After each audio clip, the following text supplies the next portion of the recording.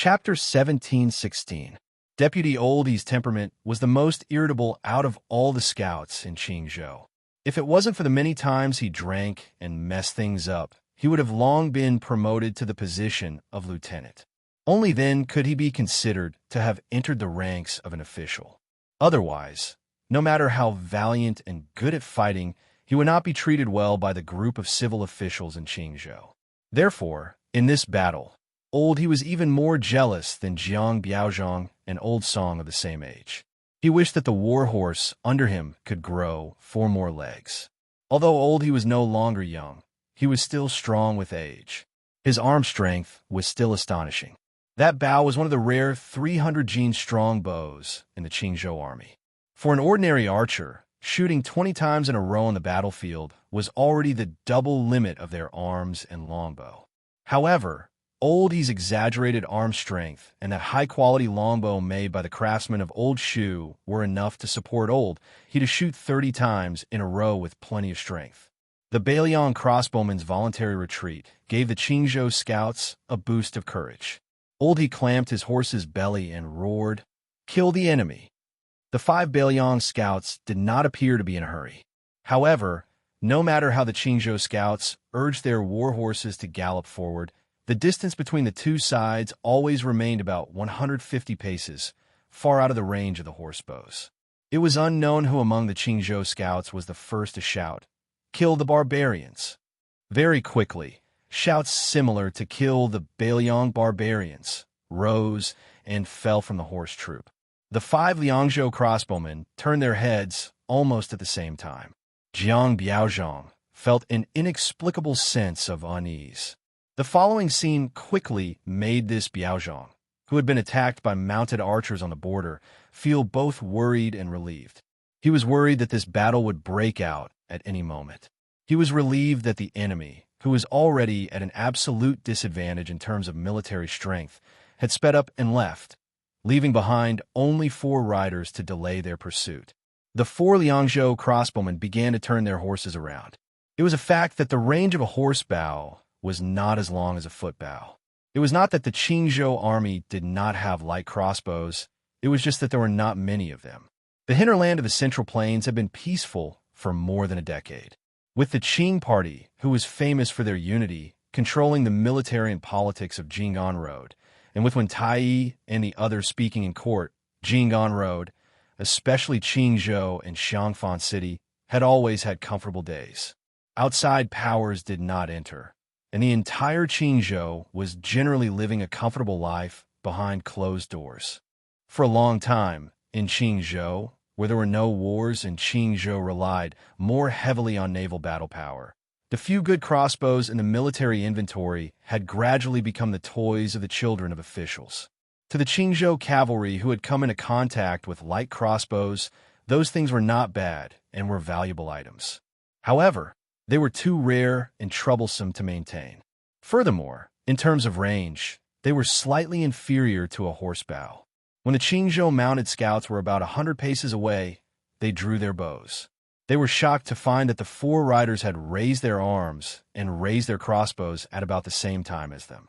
In reality, if a horse bow was immediately fired from this distance, the accuracy was already rather difficult. If one wanted to break through the armor and injure the enemy, it would be even more difficult. Unless the arrow hit the face of the enemy, the effect would be very small. Thus, it had always been the military law of the Qingzhou cavalry to only shoot at about 70 paces. Deputy Lao He, who had the greatest strength among the mounted scouts, became the first powerful figure to shoot an arrow. Both sides took 85 steps. Lao He, who had drawn his bow like a full moon, shot an arrow with a bang and swiftly pierced through the air. It was a straight line that completely defied common sense. It was enough to show the terrifying strength of this scout. The Liangzhou crossbowman unconsciously bent his waist and moved his shoulder. The carving feather arrow that had shot through his chest almost brushed past his metal armor. Lao He, who had been full of confidence, was shocked. At 80 paces, the 4 Bailiang riders had not only raised their arms and raised their crossbows, they had already begun to shoot at the enemy riders. With a muffled PU sound, A Qingzhou mounted scout who had been preparing his bow suddenly fell backwards.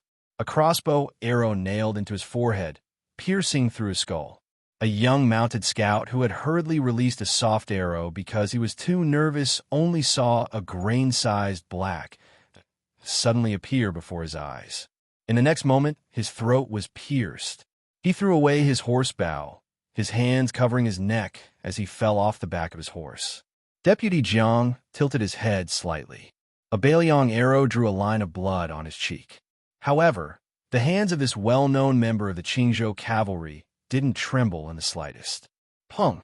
Even though a Bailiang barbarian in the distance made a dodging stance, his entire shoulder was still pierced through the armor and into the flesh. Deputy Old Song of Qingzhou not only dodged the crossbow arrow, the first arrow's accuracy was also extremely accurate. It was just that the Bailiang rider facing him had bent over his horse's back, barely dodging it. Regardless of whether it was the Liangzhou crossbowman with the arrow in his shoulder, the rider who had bent over to dodge the arrow, or the two riders who had already killed someone, when the three leaders of the Qingzhou mounted scouts fired their second arrow, the other Qingzhou riders had already knocked their arrows and pulled back their bows. Their crossbow arrows had already been shot out.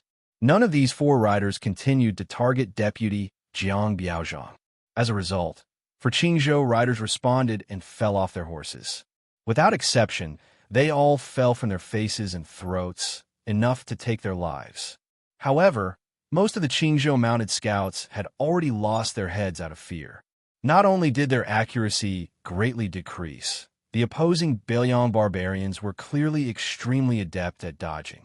As a result, apart from the master archer Lao He who succeeded in shooting a Liangzhou scout off his horse, even Deputy Old Song and Deputy Old Song's two arrows didn't succeed in killing the enemy. Deputy Jiang Biaozhang's arrow could be said to be exquisite. Not only did he not deliberately seek to kill with one shot, he even gave up on shooting at the person and directly chose to shoot at the warhorse's head. However, that Bailiang barbarian who looked like a sergeant had astonishing horsemanship skills. He only pulled the reins slightly, and the Liangzhou warhorse, which had a telepathic connection with its master, turned its head.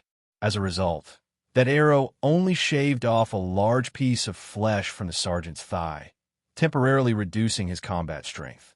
Deputy Jiang Biaozhang already had no time to worry about being frightened by the enemy cavalry's combat strength. He roared angrily, "Steady! If you don't have the confidence, then shoot the horse." He knew that after entering the 40th step, it was destined to be his side's most powerful and last arrow. Not only did the three Bailiang cavalrymen remain on their horses, but even the rider who fell off his horse and rolled on the ground to reduce the momentum also followed closely behind his three comrades. He shot the third arrow while kneeling on one knee. Deputy Old Song's eyes were red with killing intent. His arm muscles bulged as he pulled the bowstring with all his might and shouted, "Die, barbarians!" However, a scene that made all the Qingzhou scouts feel awkward and suffocated happened. Except for the injured Northern Liang barbarian who fell off his horse. After the other three crossbow-wielding cavalrymen shot the arrows, the horses tacitly changed their charging routes without any action from their masters. The seemingly negligible line was the difference between life and death. This scene taught Deputy Jiang Biaozhang two things. What was an old soldier at the border? What was a big horse of Liangzhou? All the Qingzhou mounted scouts who had already lowered their bows didn't have time to think. They subconsciously shouted the word "kill" in unison, drew their sabers, and spurred their horses forward. The Liangzhou mounted scouts, who had an extra round of arrows than the Qingzhou mounted archers, also began to silently draw their sabers and continue to charge forward.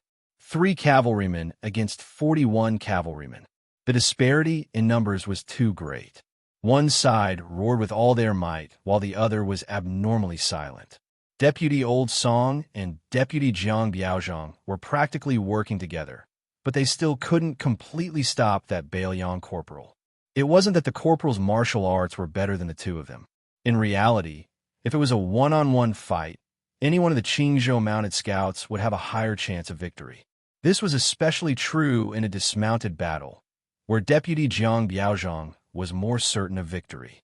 However, when the two of them expected both sides' horses to reach their limits, the Liangzhou warhorse suddenly accelerated again, displaying a tremendous explosive force that made the Qingzhou cavalry feel terrified and unfamiliar. It was precisely this explosive force that not only allowed that Bailiang corporal to dodge two sabers, he only had a bloody wound on his back from the Qingzhou mounted scout. However, he was still able to continue forward and break through the Qingzhou cavalry's formation. He directly and cleanly extended his arm and chopped off a Qingzhou mounted soldier's head high into the air. The two armies brushed past each other. Of the three cavalrymen, only that corporal managed to break out of the formation. One man and one horse. He slowed down, silently and alone, turning his horse around, preparing for the next charge. After each of the two cavalrymen killed three cavalrymen, they had already died in battle. Meanwhile, that wounded Bailiang soldier who fell off his horse first, even before he died, he still fought on foot and on horseback. He killed a cavalryman with an arrow, killed another with a saber strike, and then was viciously rammed into his chest by a Qingzhou warhorse, collapsing into a pool of blood.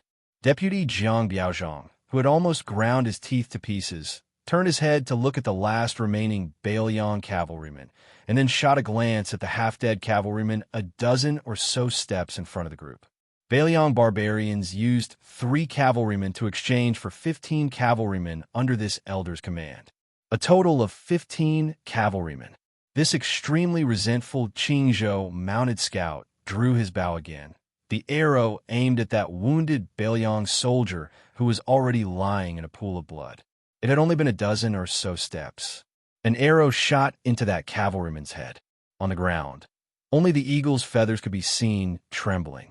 The Central Plains didn't only have scholars cursing Bailiang. Chapter 1717. Currently, in the middle and lower reaches of the Guangling River, the Qingzhou Navy had the advantage of looking down from above. It had always been Xiao Changqing personally leading the Guangling Navy downstream. However, because the overall battle strength of the Qingzhou Navy was not as good as the latter, they could only continue to be in a stalemate. It could be said that victory or defeat would only be decided outside the river. They could only watch as life and death were exchanged on the vast land north of Guangling. As a result, of the 2 people in charge of the Qingzhou Navy, one of them, Wei Dong, who had the reputation of being the Dragon King, had already gone to the capital to meet the emperor. He had already gone to Zhao Yi's palace to become an honored guest and could be considered to have withdrawn. This made things difficult for the commander of the navy, Zhao Sun, who was only the king of Jing in name. The arrogant soldiers and valiant generals under the command of the southern conquering General Wu Zhongshuan did not take this young king seriously. Even the local officials did not like Zhao Sun, who had left their territory. As a result, Zhao Sun could only stay on a yellow dragon ship and refuse to receive guests. Of course, there was no one for the young king to refuse guests. It was said that every day, the fine wine that was bought from both sides of the river and sent to the ship had never stopped. Most likely, he was hiding to drown his sorrows. But in reality, not only was Zhao Sun not depressed, he was in high spirits. Other than having the beautiful woman who resembled the old Princess Jing and by his side, Zhao Sun had a map of the Liangmang Pass and a map of the situation in Guangling hanging on the 2 walls of the cabin. Every day, he would move a chair to sit upright and still, pondering the future trends of the 2 battlefields. Although Zhao Sun knew that in the short term, he was destined to be a ridiculous king of Jing with no soldiers, Zhao Sun had learned a skill from the old king of Jing, Zhao Heng, and that was to endure and lie dormant. And the advisor that the old king of Jing and had left for him had taught Zhao Sun the second thing, which was to retreat in order to advance. The loss of the Qingzhou cavalry was equivalent to cutting off one of his own arms, but this allowed him to sit firmly on the throne of king of Jing and even have a slight surplus. After all, he had taken charge of the Qingzhou Navy. The following sacrifice of the 10,000-strong Jinggan Yus was the first time he had acted on his own initiative without the blind young man by his side. Zhao Sun was rather pleased.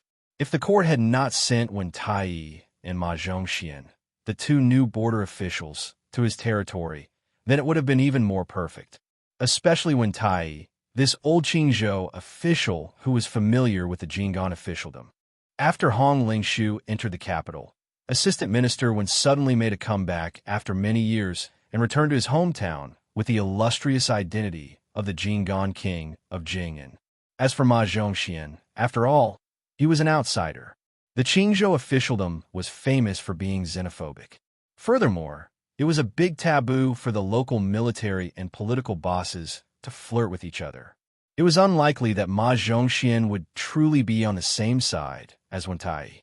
Today, Zhao Sun was sitting under the wall again, holding the wine pot with 2 fingers and gently shaking it. He turned his head and smiled at the woman sitting on the chair next to him.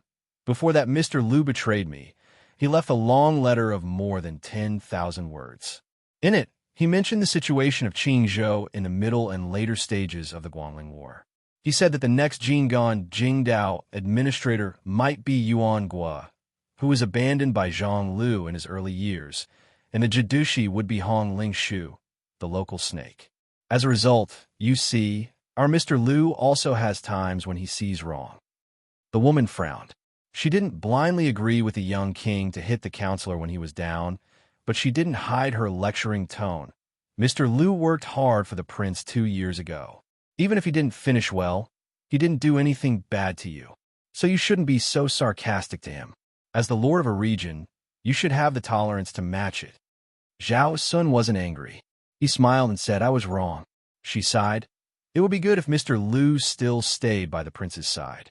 She was now secretly criticized as a female vassal king in the upper echelons of Qingzhou.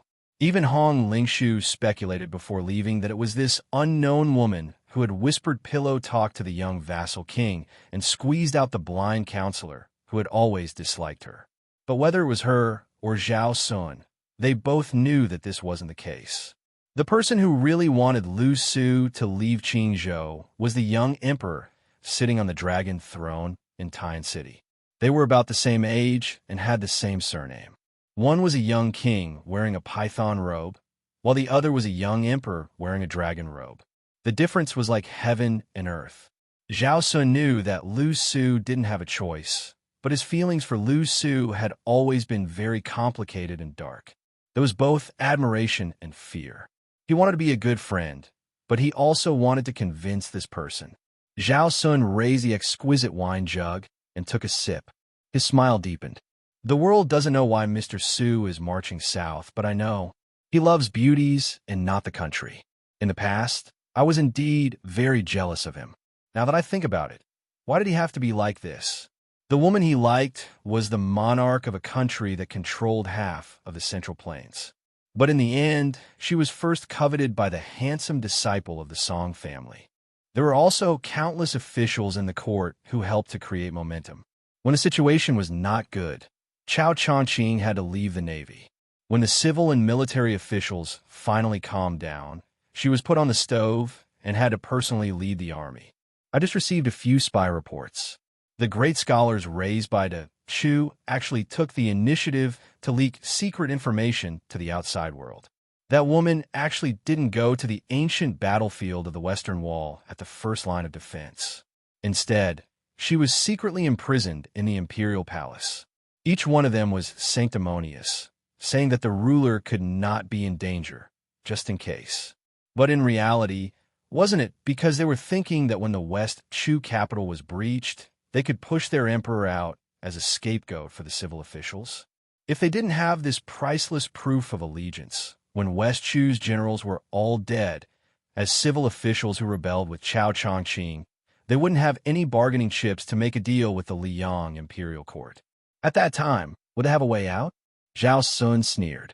I heard that a few of Wu Zhongshuan's valiant generals had all made a military pledge. Wu Zhongshuan also promised his confidants that whoever breached West Chu's capital city first, Wu Zhongshuan, will be able to ask His Majesty to punish the fallen Empress Xianxia on her own. The one who breached the city would get the beauty. What great bonus! No wonder almost everyone in the Nanjiang army on the Western Front is fighting like crazy. They don't care about the consequences. Other than the pitiful He Mao, who was beaten half to death by Su Yanbing in Taiyan City. No one else has such luck. From a number one halberd user in the world, Wang Tongshan, to Tang He and Li Chunyu, all of them have spent all their money on their subordinates. There were even some who didn't hesitate to take risks and secretly borrow large amounts of money from local officials. Wu Zhongshuan naturally turned a blind eye to this. Zhao Sun rubbed his chin and gloated. Wang Tongshan, who was heavily relied on by King Zhao Bing in the past, actually left the old Du Mountain battlefield that he was in charge of when he heard that Xianxia was personally leading the troops to the front line of the Western Wall. He only led 18 elite cavalrymen and charged 300 li to the north. He even broke through the formation of the two armies by himself and unexpectedly broke through the formation by 200 steps. There were no less than 100 West Chu generals who died under his halberd, and all of them died miserably. TSK. It's a pity that Wang Tongshan only found out afterwards that the woman was not the Empress of West Chu. But after this battle, I'm sure you've heard of Wang Tongshan's famous words. Although it's a little vulgar and indecent, it did express the thoughts of many men in the world. Haha, little Jiang girl, I'm General Wang Tongshan.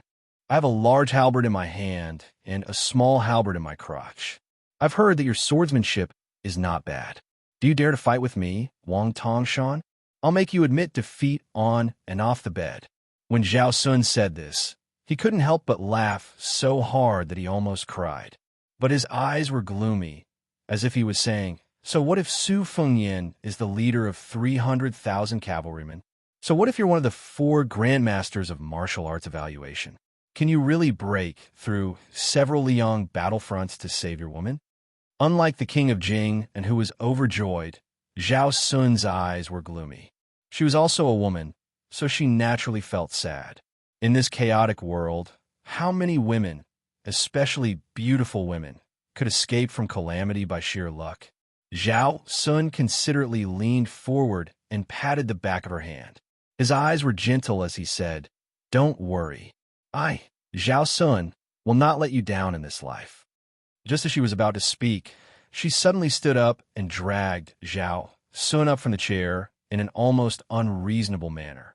Then, she shielded him behind her. Chapter 17:18.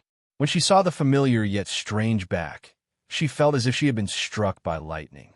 Her face turned pale, and her body began to tremble violently, so much so that her 5 fingers clenched the young lord tightly. Zhao Sun's face was full of pain because of the pain, but just like her, when he saw the back, he forgot the pain in an instant and only felt fear. Like fish, insects, and mayflies suddenly saw a flood dragon crossing the river. It was a tall and slender figure, 2 blades hanging from his waist. He was currently standing under the opposite wall, one hand resting on the edge of the chair, his head raised as he looked at the somewhat crude map of Liangmang Pass. She bit her lips so hard that blood oozed out, but she didn't realize it.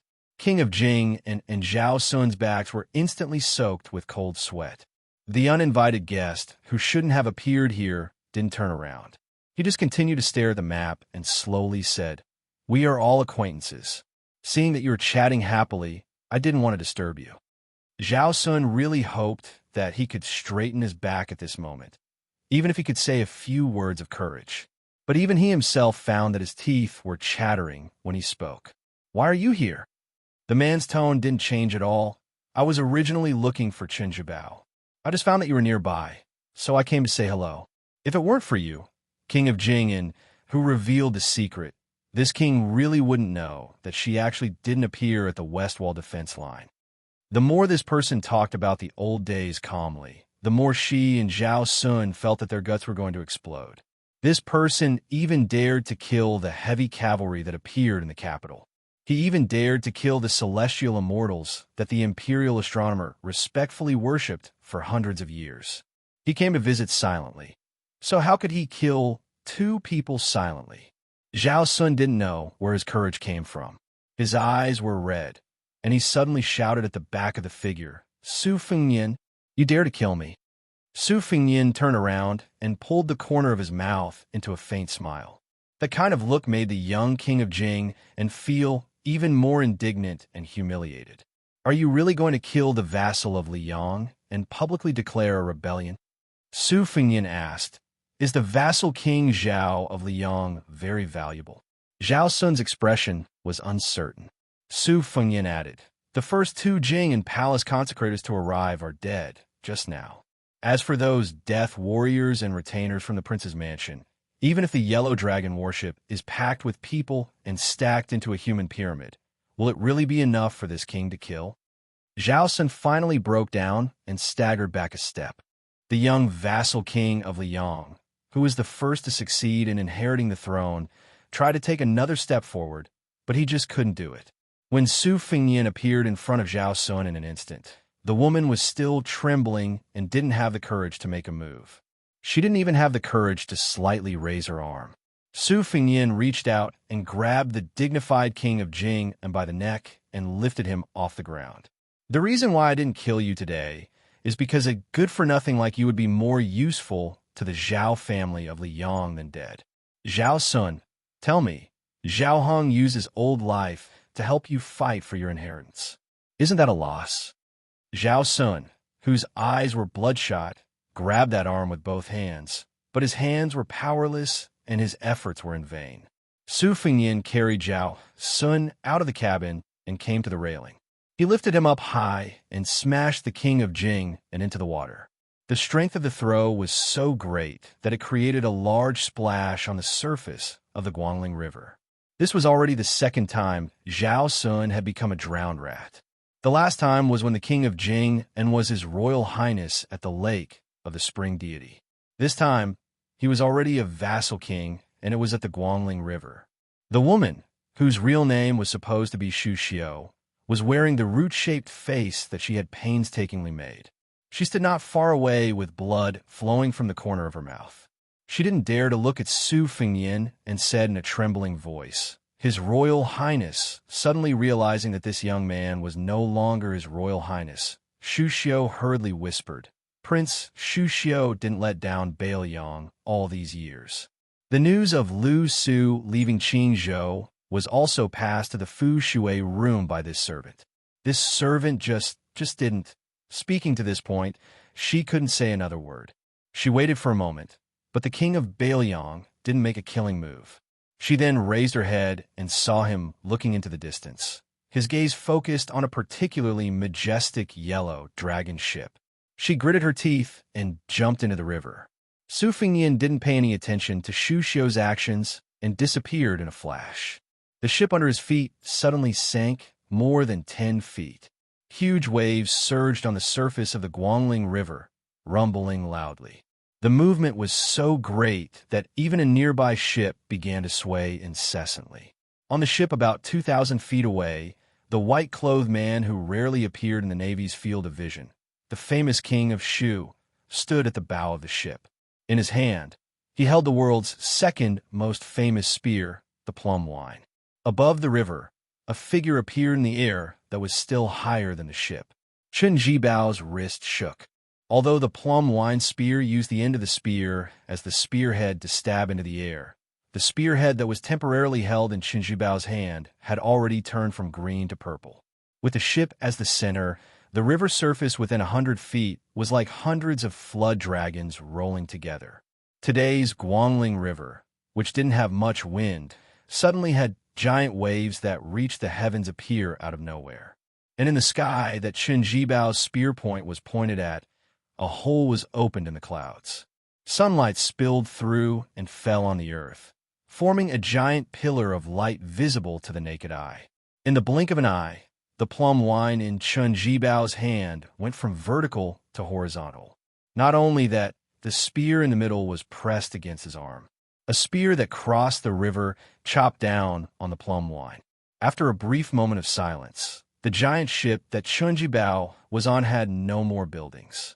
All of the buildings on the deck had been smashed to smithereens by the boundless qi that was sent flying in all directions. The spear that crossed the river pressed down. Chen Jibao and the plum wine didn't move at all. However, the already broken ship sank even further, like a sinking ship that was rapidly leaking water. Very quickly, There was no trace of the ship on the Guangling River. Chen Jibao seemed to be standing on the surface of the water, holding the spear horizontally. The Yellow Dragon warships of the Qingzhou Navy all around swayed and slid backwards. The few warships that were the main force of the Navy, the Swan Ni, showed signs of capsizing, not to mention the smaller ships that showed their diameters. They were directly upside down on the surface of the Guangling River. Chen Jibao's expression was as usual. Looking at the empty river surface 100 steps away, he twisted his wrist. Finally, for the first time, he was facing an enemy with a spear. Plum Wine's spear body was surrounded by green and purple qi. Under the sunlight, the spearhead was like a rainbow glass. The sleeves of the white-clothed war saint were already in tatters. Moreover, under the mountain-like impact of the spear that crossed the river, the arm that was blocking the plum wine was already slightly bleeding. In Chen Jibao's line of sight, Su Fengyin was standing on the surface of the river. The Bailiang blade, hanging from the right side of his waist, was still sheathed. The present Jiang Hu already knew that the new Yang King, Su Fengyin's true trump card, was the blade in his left hand. So when his right hand pulled out the blade hanging from the left side of his waist, it signified that the true difference between life and death was in the next moment. Chen Jibao calmly said, "I didn't expect this." He was far from being injured to the core, and Su Fengyin was even more so.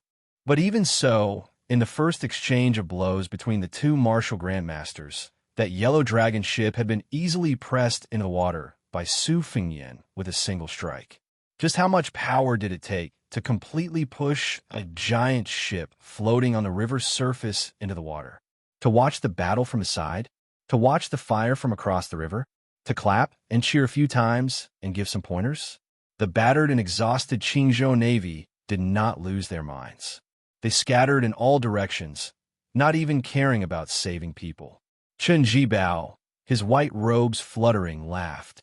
"When you return to your peak, when I become a saint, it won't be too late to fight. Of course, if you can get there first, I won't run. If I am faster than you, you won't be able to escape either." Su Fengyin did not speak. This new Yang King only used the unsheathed blade in his left hand to tell the white-clothed war saint that there were some things that you, Chen Jibao, could not decide. On this day, the great Guangling River, the 100 li of river surface, was like two celestial giants striking the water with hammers. The sky was dim and the earth was dark. There were unofficial records in later generations that the Guangling River's water flowed backwards on this day. A white-clothed king of Shu sat cross-legged on a broken ship that undulated with the waves. The plum wine casually rested on his knees. The river surface was calm, and the sleeves of his robes fluttered, making this king of Shu, who commanded troops like a god, seem even more like an immortal. His heart was slightly shifted to the left, dripping with blood.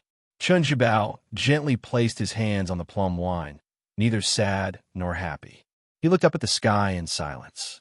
He withdrew his gaze and lowered his head to look at the river. Occasionally, a river carp swam quickly near the deck of the ship. This white-clothed war saint, who seemed to have never had any friends and who had never met with anyone honestly, suddenly thought of a story he had heard when he was young. "You're not a fish. You're not me." On the distant northern shore, there was a young man with two blades again. After crossing the south, he returned to the north. He headed north to see her. It would be good to see her. But before seeing her, he had to kill someone first. Wang Tongshan. Chapter 1719. The front line of Olddu Mountain and Guangling Road was the main attack direction of the Nanjiang army. It was also the key defense area of one of the main forces of West Shu, the 40,000 troops. Therefore, Wu Zhongshuan sent Wang Tongshan, the first person in the Nanjiang army, to be in charge of the battle here, to prevent the West Shu rebels led by Pei Sui from causing trouble. Although Wang Tongshan did not have an advantage in terms of military strength, he only had 20,000 infantry. However, the mountainous Nanjiang Road did not have a large-scale cavalry. Although Wu Zhongshuan had a cavalry army built with a lot of money, it was previously cheated by Zhao Zhu, the crown prince of Yinqi. It was equivalent to not returning alone. Wu Zhongshuan, who had betrayed Nanjiang and surrendered to the imperial court, did not fuss over every ounce. Wang Tongshan's 20,000 infantry were the most elite infantry under Wu Zhongshuan's command, except for the 6,000 personal troops. They absorbed many southern tribes and were the most valiant and fearless. It was because of Wang Tongshan's bravery and his subordinates' willingness to die in battle that Wu Zhongshuan, who valued military discipline the most, did not directly punish Wang Tongshan, who ignored military law. Instead, he let this valiant general redeem himself on the battlefield of Old Du Mountain. In the main general's tent, a burly middle-aged man was bare-chested. He raised his head and poured wine into his mouth. Drinking wine was not enough to describe this person's heroism. The wine splashed everywhere and flowed all over his body. Under his feet was the back of a naked woman. There was a scarlet halberd on the ground beside him. Drinking wine and women were forbidden in the army. In any army of the Liang dynasty, these were two ironclad rules. However, it was obvious that this person did not take it seriously. He drank wine and played with women as usual. However, as long as there was a battle, he would take the lead. It was not that he wanted to win people's hearts. The reason was simple. He liked to kill people, so much so that he, who was originally the general of the south, had to be personally sent to the northern border by the crown prince of Yanqi to be Wu Zhongshuan's subordinate. In Nailan Yuxi's words, if he continued to kill, the southern tribes would be wiped out in less than 3 years. He was undoubtedly a legendary figure with an extremely notorious reputation in the southern border. He was illiterate and extremely vulgar, but he liked to pretend to be cultured. He invited, or more accurately said, kidnapped several scholars to be his doghead military counselors. He even gave himself the absurd nickname of General Joy because he was not happy without women, he was not happy without wine and meat, and he was even more unhappy without people dying. The two catchphrases that he often said were Fatty Chu and Bailiang is only half a villain compared to me, and Cheng Baishuang Ji Lu and is only half a master compared to me. The former. The first sentence was hard to say. After all, one of them was in northern Liang while the other was in southern Jiang. The second sentence was without a doubt. He was not boasting. He once ran directly to the gate of the Dragon Palace, one of the top 10 sects in the world, with his halberd and clamored for Palace Master Ji Lu, and to obediently hand over Lin Hanyuan and serve him for 3 nights. Otherwise, he would massacre the entire Dragon Palace. In fact, when Lin Hanyuan left Nanjiang, she disguised herself and went to the Snow Villa by the Spring God Lake to participate in the martial arts circle convention. To a large extent, she wanted to avoid this person's pestering.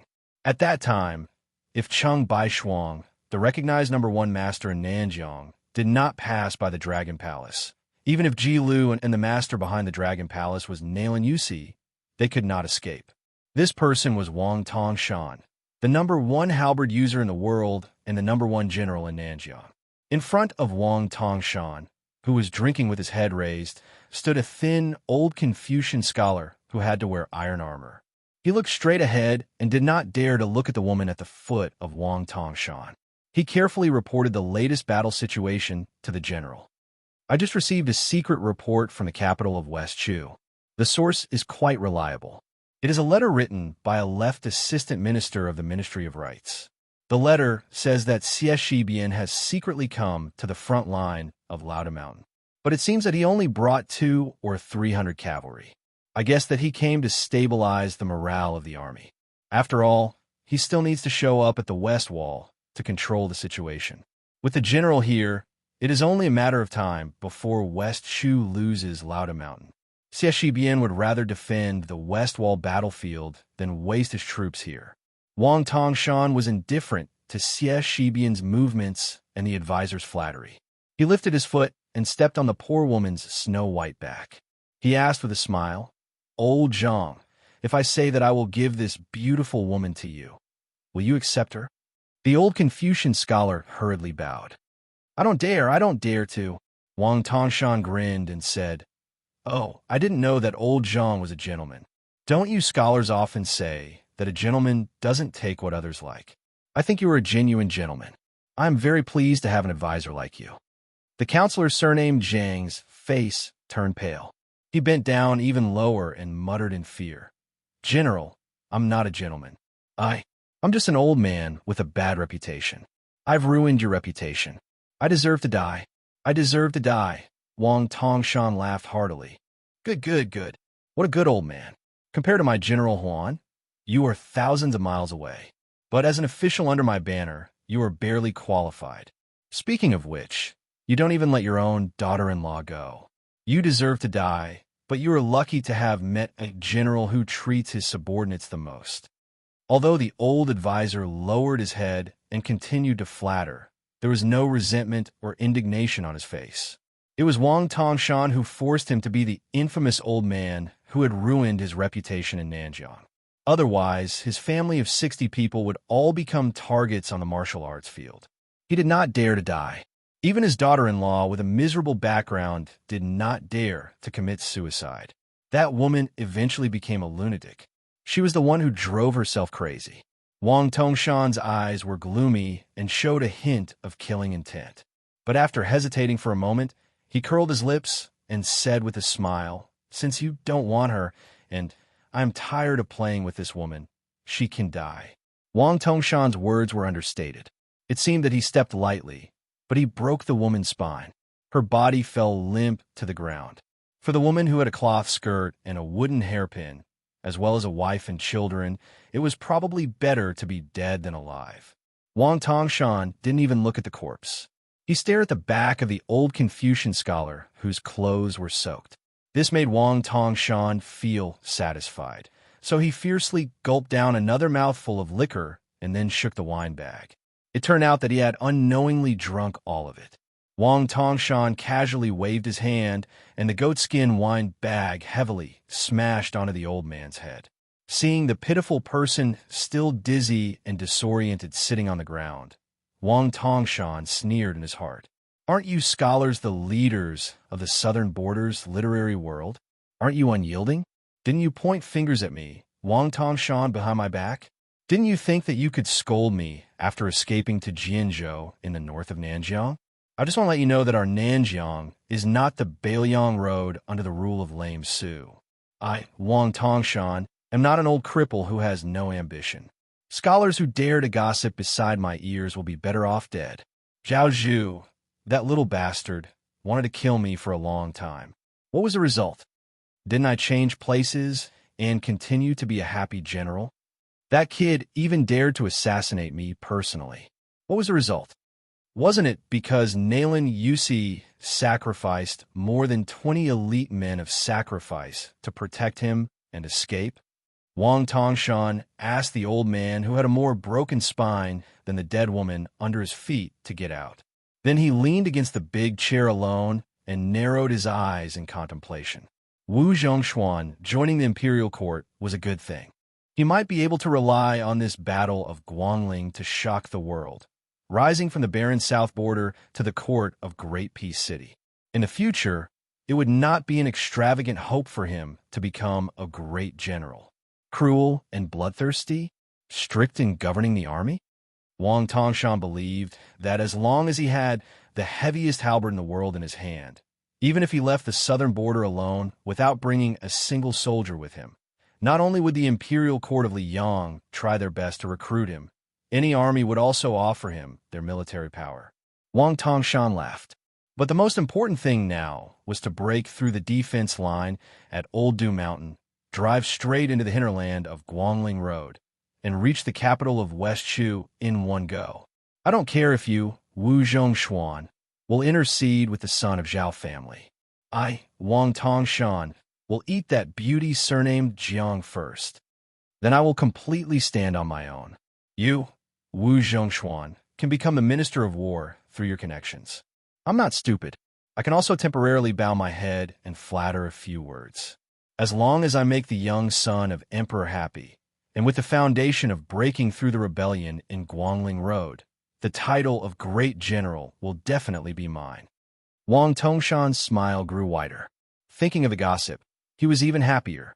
Not only was Xianxia the Empress of West Chu wearing a dragon robe, but she was also rumored to be the woman the king of Bailiang liked. Wang Tongshan snorted coldly and reached out to grab the halberd beside him. What bullshit 4 grandmasters? Ji Luin, who is in the Finger Xian realm, only needs 3 halberds. Awarding you 30 halberds should be enough, right? At this moment, an armored lieutenant strode into the tent.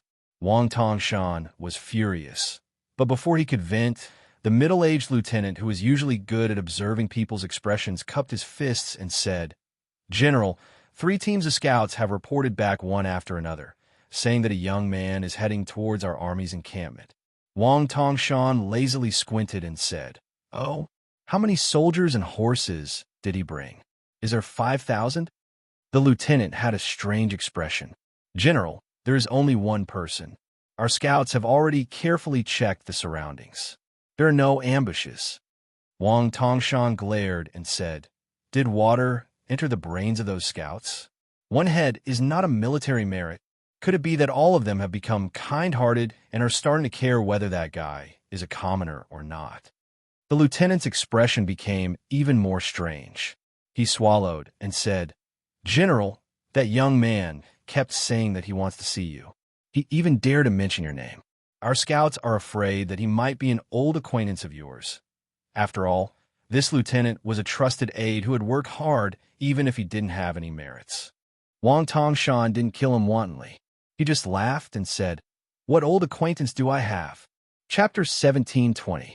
The lieutenant seemed to have remembered something and hurriedly said, "General, it is reported that there are 2 blades hanging from the young man's waist. One of them is very similar to the Bailiang blade, but it is different from the Su Wu Dao that we are familiar with. Our scouts are also not sure." Wang Tongshan was finally interested. He sat up slightly. "Oh, perhaps it is the 6th generation of the Su family's blade. Let me think carefully. Does he have any friends related to the Bailiang? The key point is that he is very young." The lieutenant wanted to add that the scout had said that the person was very handsome, but he hesitated. He really did not dare to draw legs on a snake. Suddenly, a thunderous sound resounded through the army camp. Wang Tongshan. This time, it was unknown where and from who had called out the name, but it was enough to make the 6,000 soldiers nearby thunderous in their ears. The most frightening thing was that the person's tone was clearly extremely calm, as if he had met an acquaintance on the street and casually greeted them. But at this moment, the person's 3 words actually had a faint echo. Wang Tongshan subconsciously tightened his grip on the great halberd that the master craftsman of Nanjiang had spent many years crafting. His face had a rare gloominess. Wang Tongshan let go of the great halberd and said calmly, "They are about 2 miles away. Pass down the order. Mobilize 300 elites to probe. The one who beheads them will be rewarded 10,000 taels of silver and promoted by 3 ranks." The lieutenant accepted the order and turned to leave. Just as he was about to reach the curtain of the large tent, he heard Wang Tongshan order again. "The 600 cavalry that will be used in the future to chase down the defeated troops of Old Du Mountain will also be dispatched. They will be placed behind the infantry." The lieutenant cautiously asked, "General, how should we arrange the camp?" Wang Tongshan sneered and asked, "Is there a need?" The lieutenant, who knew that he had provoked a great misfortune, hurriedly left the tent. Wang Tongshan slowly stood up. When he stood up, he was even more like a small mountain. This unparalleled Nanjiang general said to himself, "Those who do not have good intentions do not come." But who is the young man related to Bailiang? Su Yanbing? His age does not seem like it. Yuan Baixiong must be the commander of the great snow dragon cavalry. Could it be that young vassal named Su? There was no reason for that. Why did they ignore Su Gong and Yuan Tingshan's armies? Could it be that this guy is really related to the Empress of West Chu? Was that little girl really brought to Bailiang by the old cripple? Wang Tongshan's face was full of disbelief, and he laughed involuntarily. "Or you, Su Fingyan, have come to make trouble for me alone just because of what I said before the battle?" Wang Tongshan sneered. "Very well. It would be a great contribution if he could kill the king of Bailiang, who is seeking his own death. He believed that in the heart of the young emperor of Great Peace City, he would feel better than killing 100,000 West Chu rebels." Wang Tongshan pulled out his halberd and strode towards the door. However, he suddenly stopped and turned around to put on the armor. This invincible enemy of 10,000 men on the battlefield told himself that this was nothing more than being careful. About 1.5 miles south of the camp, a young man with 2 sabers on his back was walking unhurriedly from south to north. He was coming in a straight line. 300-strong infantrymen were in a formation and blocked the path. At the gate of the camp, Wang Tongshan was riding on a tall horse. He held his halberd, and his face was dark. Half an hour later, a scout captain came back on his horse. His face was pale like he had seen a ghost in broad daylight. He dismounted and knelt on the ground. "General, that person is a martial arts expert. It is true. He just slowly walked towards our infantry formation. He did not pull out his saber or attack. All the sabers and spears that approached him were automatically repelled. The more they used, the stronger the rebound. There were even a dozen iron spears that broke on the spot. General, our infantry cannot even get close to that person." "Trash!" Wang Tongshan roared and stabbed the scout in the chest with his halberd. The halberd lifted the scout's dead body high into the air and then threw it to the ground. About half an hour later, the scouts retreated from the front line in a hurry. A man who looked like a captain was at least 20 steps away from Wang Tongshan. He said in a trembling voice, "General, the 600 cavalrymen couldn't get close to him either. 7 or 8 cavalrymen tried their best to ram into him, but they were all smashed into pieces. After that, the cavalry opened up a distance from 80 to 30 steps away. Arrows rained down, but those arrows seemed to have hit a wall and broke with a bang." Without waiting for this commandant to finish speaking, Wang Tongshan urged his horse forward. That commandant tried to roll and crawl away, but Wang Tongshan just happened to tighten the reins and raise his horse's hooves high before stomping down on that commandant's chest. Wang Tongshan was as strong as a mountain. Coupled with the weight of the horse, the 2 heavy hooves of Wang Tongshan penetrated the captain's chest. Wang Tongshan was enraged. He was ready to fight. A demonstration.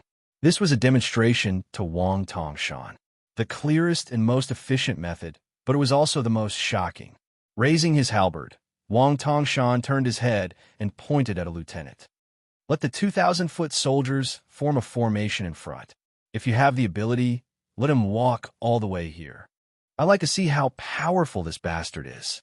When Wang Tongshan's personal infantry got into formation to resist the enemy was only half a li away from them. The young man had already clearly seen the face of the tall general. Wang Tongshan also clearly saw the appearance of the young man. Almost immediately, Wang Tongshan confirmed his identity. The king of Bailiang, Su Fengyan. Wang Tongshan's breathing began to quicken. The 2,000 southern border armors had deliberately decreased the width and increased the thickness. Su Fengyan, who had been walking slowly, began to walk faster and faster. Many years ago, Great Peace City's master Lu Hao had used this unique method to break into the city. He had almost seriously injured Luo Yang, who was at the peak of martial arts at that time. In the blink of an eye, Wang Tongshan saw the young king standing less than 10 steps away. Behind him was a ghastly and bloody path. The infantry formation had been split in half, creating a path that was 6 meters wide. It was like an immortal had cut open a mountain. Alone, in a straight line, he had cut open a large formation. There was not even a trace of blood on his body. The young man did not hold the hilt of his sword at this time. He just asked indifferently. Scared, Wang Tongshan held his breath and was not in a hurry to attack. He was not stupid enough to answer the young madman's question. The battle between masters, in the end, was a battle of qi. Being able to circulate the qi in one's body for 800 miles in an instant was a realm that all Jianghu masters dreamed of. It was said that in the past 100 years of Jianghu, before Su Fengyan, Deng Tai, who returned from a visit to the immortals, and Chao Zhangqing, who went from the Confucian way to the tyrannical way, only the sword god Li Chungang from 60 years ago, and Wang Xinji after that could easily achieve this. They even had the chance to break the legend of 900 miles in one breath. It should be known that Wudong's ancestor Lu, who deserved to be called the #1 in 1,000 years, once had a prophecy. The length of a breath is not more than 1,000 miles. and Gao Shulu, who divided the first grade into 4 realms, had a conclusion. The length of a human qi is a celestial being. Su Fengyin said, I heard that you, Wang Tongshan, are a match for 10,000 people on the battlefield. Then I guess you're not afraid. If it was me, it would be difficult for me to kill 10,000 people standing still. The captains in the distance did not even dare to breathe. Was this the demeanor of a great grandmaster, one of the 4 Wushu judges? Even though they were in the enemy camp, they still felt a kind of heartfelt emotion. This young king of Bailiang was really domineering and domineering. Wang Tongshan, who was wearing heavy armor, suddenly fell down. After his qi sank into his dantian, his mount could not bear the burden. Almost at the same time, Wang Tongshan swept out his halberd. There was a strange sound like silk being torn apart in the air. Su Fengyin did not draw his saber. He had taken off his scabbard and held it upside down on his left shoulder. The halberd hit the scabbard, but the scabbard, which was very inconspicuous compared to the halberd, did not move at all. But the halberd bent at an angle. Wang Tongshan twisted his body, and the halberd made a circle. This time, the halberd swept toward Su Fengyin's waist. It whistled like the wind. The 2 subordinates closest to Wang Tongshan suddenly felt a sharp pain in their waists. The powerful gang qi of the halberd had imperceptibly cut open their iron armor and left a bloody groove. Not only these 2 guys who were implicated, but everyone else turned around and fled. It was not that no one dared to fight Su Fengyin, but that Wang Tongshan was on the battlefield. These soldiers of Nanjiang who were willing to die in battle did not want to be a burden to their main general. And not everyone thought that Wang Tongshan could not defeat Su Fengyin. Su Fengyin, who only held the scabbard in his left hand, lowered his wrists slightly and still stood in the path of the halberd. He still had the mood to talk leisurely. I heard that not long ago you went to the battlefield on the west side of the west wall. You entered the battlefield a few hundred steps and were very impressive. You also said that you, Wang Tongshan, have 2 halberds? Wang Tongshan still did not speak. He took a step forward and used the halberd as a spear to stab at the young great guru's abdomen. Then he was about to use the mountain lifting style to cut open the arrogant guy's stomach. Su Fengyin gently lifted the scabbard and then gently knocked on the top of the halberd. He said expressionlessly, a joke that would only make the listeners feel chilled.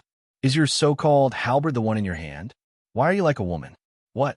Are you reluctant to use your full strength? You see, I haven't drawn my saber yet. To be honest, compared to Toba Bodhisattva, who doesn't use weapons, your so-called 10,000 enemy is a little disappointing. If you only have this little brute force, I can only say that you are really lucky.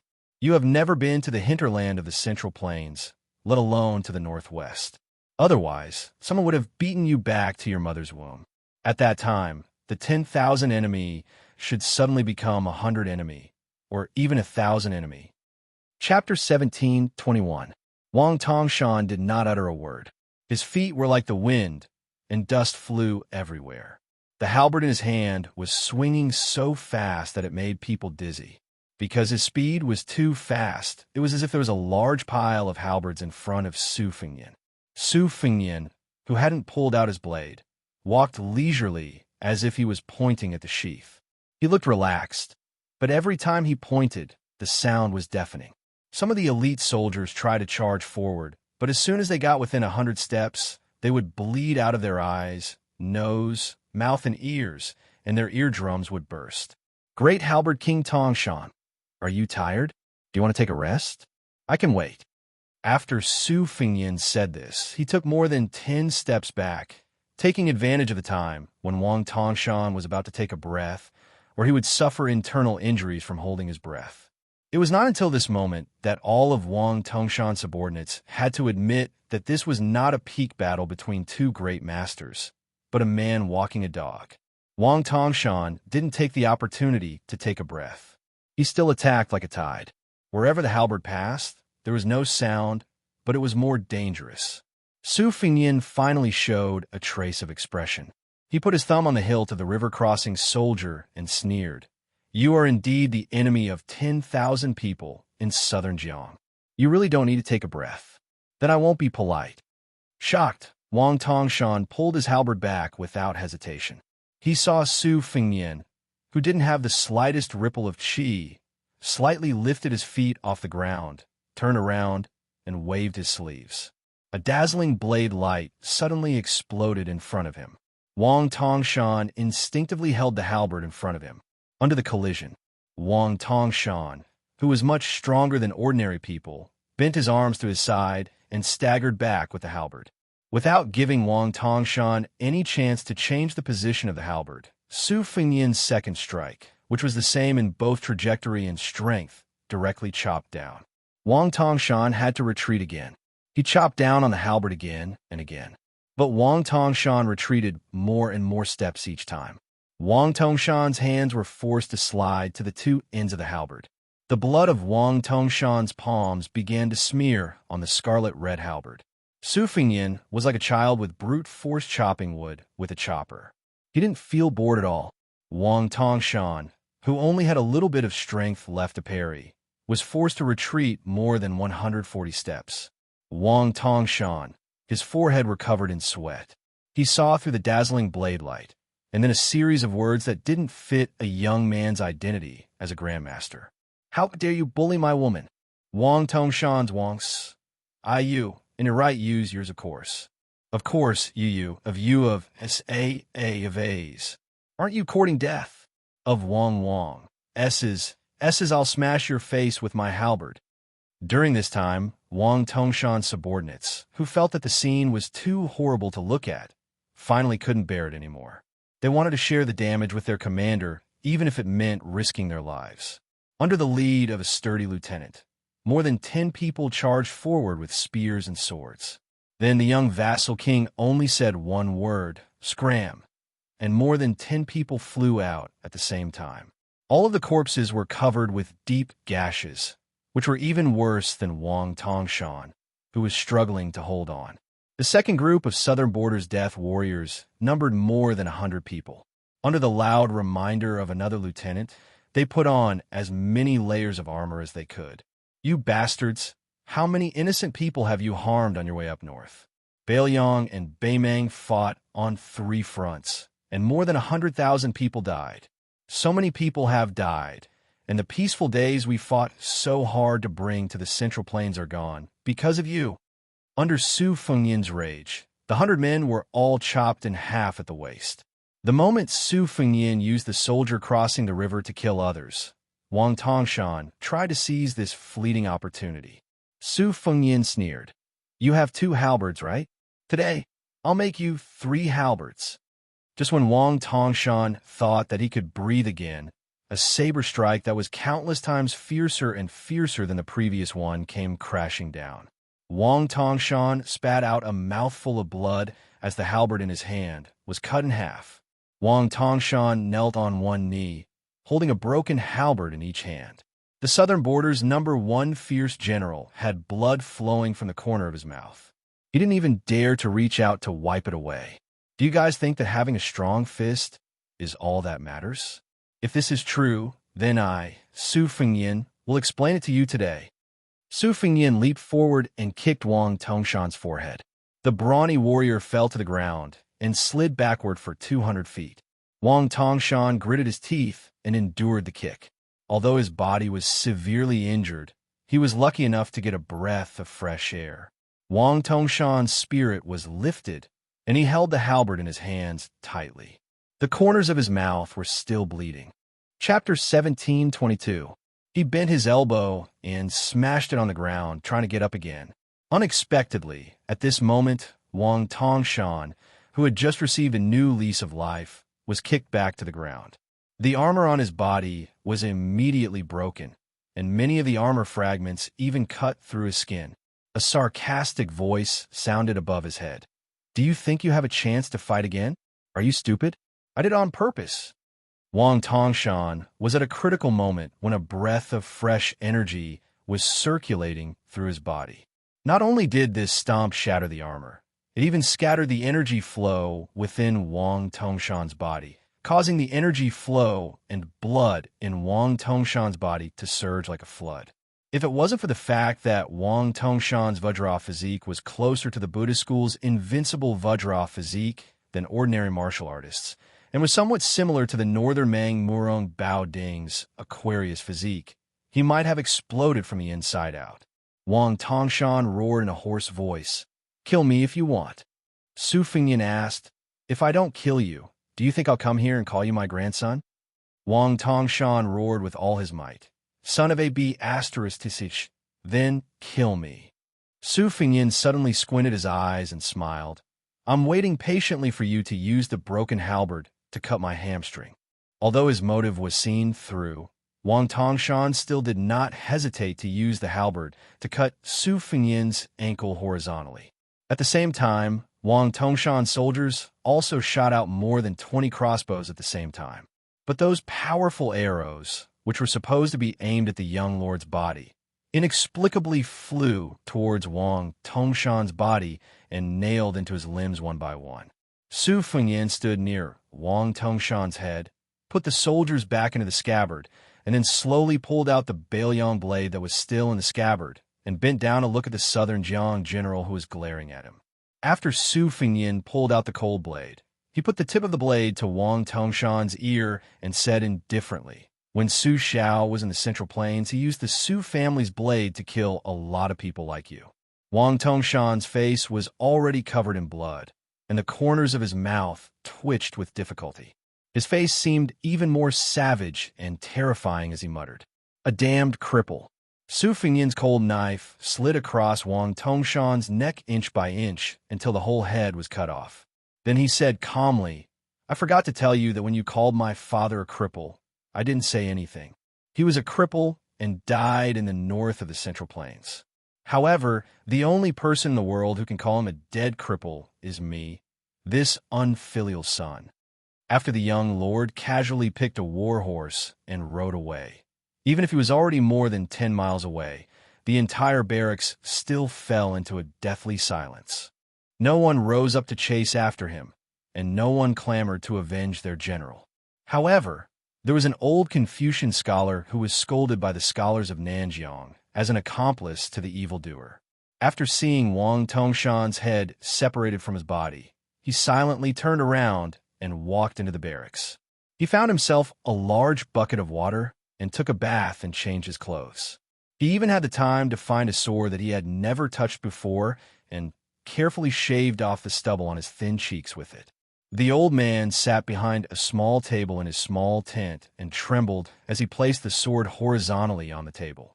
After thinking for a while, he stood up and picked up a yellowed ancient book of Confucian sages from the corner of his bag. After sitting down, he casually opened a page of the book without reading the content. The old man suddenly laughed and said, "In the past, the Su family's cavalry caused my Zhang family to lose 12 official titles, 4,000 mu of fertile land, and 46 precious books. Therefore, my Zhang family, from the old to the young, scolded your Baoyong and Su family for more than 20 years. I didn't expect that in the end, my Zhang family owes your Su family more." The old man glanced at the book that he had collected for many years and smiled. "What did you read after reading the books of the sages for a lifetime?" The old man asked himself and answered, "I don't know. I'm a little curious. What books did the sages who wrote the books of the sages read? I still don't know." The old man stretched out his withered hand. His wrist trembled when he put down the sword, but this time when he picked up the sword, it didn't shake at all. Since he couldn't live a clean life, he should try to die a clean death. Finally, he could die. When a horse appeared and could finally see the city wall of West Chu, the horse finally stopped. After the young man got off the horse, he patted the back of the war horse, indicating that it should leave on its own. This young man, named Su Fengyan, squatted by the side of the road and grabbed a handful of soil. From north to south, and from south to north, he had been in many places and seen many sights. The young man, called Xianxia, grew up little by little. In the process of his growth, many people around him left. He couldn't keep them. Just like when he was traveling in the Jianghu, in the beautiful Gangnam-do, he told his elder sister that he wanted to go home together. Just like when he returned home, in the house with loquat trees outside the door, he held the old man's hand and couldn't speak. Su Fengnian released his fingers and stood up. He began to enter the city. He wanted to tell the woman with the dimples in the city. Su Fengnian liked you. He liked you at first sight. He never thought of not liking you. Perhaps you didn't know before. Then I'll come to you and tell you personally. Chapter 17:23. Thousands of riders swept across the flat ridge and arrived at the old Du Mountain defensive line. The main commander was surprisingly Wu Zhongshuan, who led the Ministry of War's Minister of War with a military rank of Great General Jinan. This veteran general with meritorious service flipped over and fell off his horse. He stood in the middle of the devastated military camp, gripping his horse whip tightly, narrowing his eyes, and not saying anything. The bodies of the dead soldiers had been removed, but the bloodstains on the ground were still shocking. It was enough to see the tragedy of the previous battle. Not far away, 4 or 5 military officers came in a line.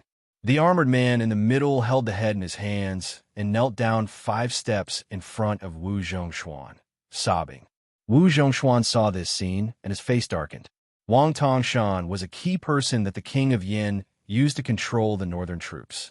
In the end, it was because Zhao Bing and Zhao Zhu did not trust him, Wu Zhongshuan, in the northern border. Wu Zhongshuan was recruited by the imperial court. It seemed glorious, but in reality, a tall tree attracts the wind. The notorious Wang Tongshan was originally going to be an important chess piece for Wu Zhongshuan, used to attract the attention of the Liang officials, especially the civil officials. For this reason, Wu Zhongshuan purposely suggested to the young emperor a generous condition that even Wang Tongshan himself did not expect. That was to give Wang Tongshan an official title. Although he was not given the title of Marquis, once the Battle of Guangling ended, Wang Tongshan would be able to control the Jianzhou region south of the Guangling River with the dual identity of Marquis and General of the South to suppress the King of Yan's southern troops and prevent Zhao Bing from going north. Now that Wang Tongshan had died, not only did the imperial court lose an unparalleled valiant general on the Western Front, it had a great impact on the Battle of Guangling. It also had a profound impact on Wu Zhongshuan's future plans in the imperial court. How could Wu Zhongshuan not grit his teeth and want to skin the young king? Wu Zhongshuan looked at the head that had died with remaining grievances. His eyes were wide open and his face was ferocious. Even at this moment, seeing Wang Tongshan's head with his own eyes, Wu Zhongshuan could not help but feel a little dazed. Wang Tongshan, who was invincible in the southern border with his military achievements and military power, the valiant general who could overturn an entire tribe with his halberd, died just like that? To be honest, not only did Wu Zhongshuan dislike this person from the bottom of his heart, even Zhao Bing and Nailan Yusi disliked Wang Tongshan, not to mention Crown Prince Zhao Zhu, who had personally assassinated Wang Tongshan. However, this was the reality of the world. No matter how tyrannical and cruel Wang Tongshan was, his ability to lead troops into battle was not an exaggeration. The barbarians of the southern border were extremely difficult to tame, and they often changed sides. Today, they would pledge allegiance to him, and tomorrow they would rebel. Only Wang Tongshan, the god of slaughter, had the highest prestige among the barbarians. Every time the barbarians rebelled, as long as they raised Wang Tongshan's flag, it could be said that they would surrender at the sight of the wind. This led to a big joke in the early years. There was a general who specially spent 200,000 taels of silver to send someone to borrow Wang Tongshan's flag to quell the rebellion in the barren hills and turbulent rivers. Because of this, Zhao Bing, the king of Yin, had no choice but to transfer Wang Tongshan to the northern border. Therefore, the officials of the southern border all regarded the unruly Wang Tongshan as the Su Shao of Liang. He was dead, and the matter had come to this. Wu Zhongshuan sighed and bent down to help the infantry officer who was loyal to Wang Tongshan up. He comforted him. "Officer Situ, I will definitely avenge General Wang. Even if I have to take the risk of being reprimanded and demoted by the imperial court, I will transfer 5,000 infantry and cavalry to intercept and kill Su Fengnian." The officer who was holding the head and covered in blood said in a deep voice, "General, I beg you to let me serve as your vanguard. The rest of the officers in Wang Tongshan's army also cupped their fists and asked, "General, please let us take revenge." Wu Zhongshuan's face was expressionless, but his mind was racing. The officers in front of him and the soldiers under their command totaled more than 10,000. They were all direct subordinates that Wang Tongshan had brought from the southern border to the northern border. Wang Tongshan was bloodthirsty, but he had never been greedy for money. He was willing to give away all rewards, especially when it came to military merits that were reported to the king of Yan. He never deducted anything. Wang Tongshan even gave many of the merits of personally killing the enemy chieftain to his subordinates. Therefore, fighting under Wang Tongshan's command was much faster than fighting under other commands. Ordinary generals used people, dogs, and not wolves. Unless they were fierce tigers themselves, they had to worry about their own safety. Wang Tongshan was famous for his ferocity, so he had many fierce generals under his command. In fact, Wu Zhongshuan had been paying attention to this group of captains who were good at war. Originally, he thought that with Wang Tongshan's death, the group would be leaderless. He would push the boat with the current and follow the Southern Expedition General to fight for a future. But now, it seemed that he might not be able to use them. Wu Zhongshuan patted the shoulder of the infantry officer and pointed his horsewhip at the front line of Lauda Mountain. As long as you take Lauda Mountain, you could do as you please in Guangling. Not only that, as long as there is news of Su Fengnian's whereabouts, I will immediately inform you. Also, the cavalry of Tang He and Li Chunyu will do their best to assist you in stopping Su Fengnian. Wu Zhongshuan glanced at Wang Tongshan's head. As for General Wang, after you take Lauda Mountain, I will submit a memorial to the imperial court. I will only say that your main general died in battle at Lauda Mountain. I will definitely ask the imperial court for a posthumous title. The group of officers accepted the order and thanked him. When Wu Zhongshuan left with his troops, he turned his head back to take a look at that military camp, and then said to the personal army commander beside him indifferently, "Pass on a secret order to Li Chunyu. When Old Du Mountain celebrates their victory, let him lead the troops in a night attack. None of the captains with real authority, including Sita Yushan, will be left alive. As for how many soldiers he can gather, it will depend on his own ability. At the same time, tell Li Chunyu that if he does not do his job well, and there is any rebellion among Wang Tongshan's old subordinates, Tang He will take over." The personal guard commander led a group of elite cavalry and left quickly. At this time, Wu Zhongshuan deliberately slowed down the speed of his horse. He waited until a young man in light armor who looked like a scout approached before he asked, "Young Master Yuan, in your opinion, if the whereabouts of Wang Tongshan are discovered, how many people do we need to send to stop the person who killed Wang Tongshan?" The young man, who was called Young Master Yuan by Wu Zhongshuan, and not a military official, did not have the slightest bit of fear and awe that the other officers had towards Wu Zhongshuan. He said calmly, "Is Wu Xianxia joking?" Instead, he is asking this question very seriously. The two expert retainers of great General Wu both showed undisguised annoyance. They had long been displeased with this young man, surnamed Yuan, who had joined the army of unknown origins. He had not accomplished anything, but he was extremely arrogant. Every time the great general took the initiative to speak to him in an amiable manner, he would have this half-dead expression. Wu Zhongshuan was not angry at all. He nodded seriously and said, "I'm not joking." The young man, who was temporarily acting as a roaming cavalry scout, smiled. 3,000 to 5,000 people might not be enough. 10,000 elite cavalry is more like it. Wu Zhongshuan made a sound of agreement. Then, he said, doubtfully, "Didn't you say that after Li Chungang returned to the realm of immortals on Earth, he only managed to break 2,600 people's armor with one sword at the banks of the Guangling River? Could it be that the battle strength of the current 4 great grandmasters of martial arts has increased explosively compared to the top grandmasters of 60 years ago? Does he actually need 10,000 people to kill him?" However, the young man's words were full of sarcasm. Some things can't be calculated like this. Not to mention how high Li Chunggang's true battle strength is. Those martial arts grandmasters who died on the battlefield were all idiots who fought to the death. For example, the Shishu sword emperor who was trampled into meat paste by the Su family cavalry. Before this, the Wu family's 9 swords defeated Bei Mang's 10,000 cavalry. In fact, they were chased and intercepted until they had no way to retreat. Thus, they had no choice but to stake everything on one throw. Wang Tongshan was known as invincible in Nanjiang, but it was only because there were no heroes that made him famous.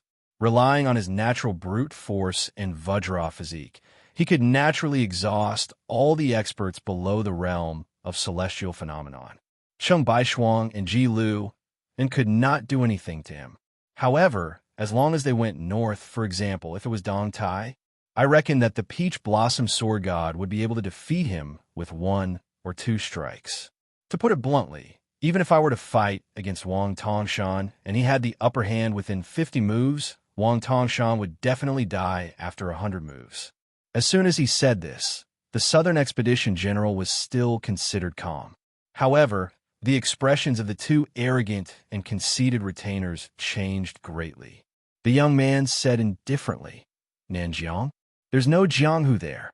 The sky is high and the land is vast. It's not the scenery of a small well."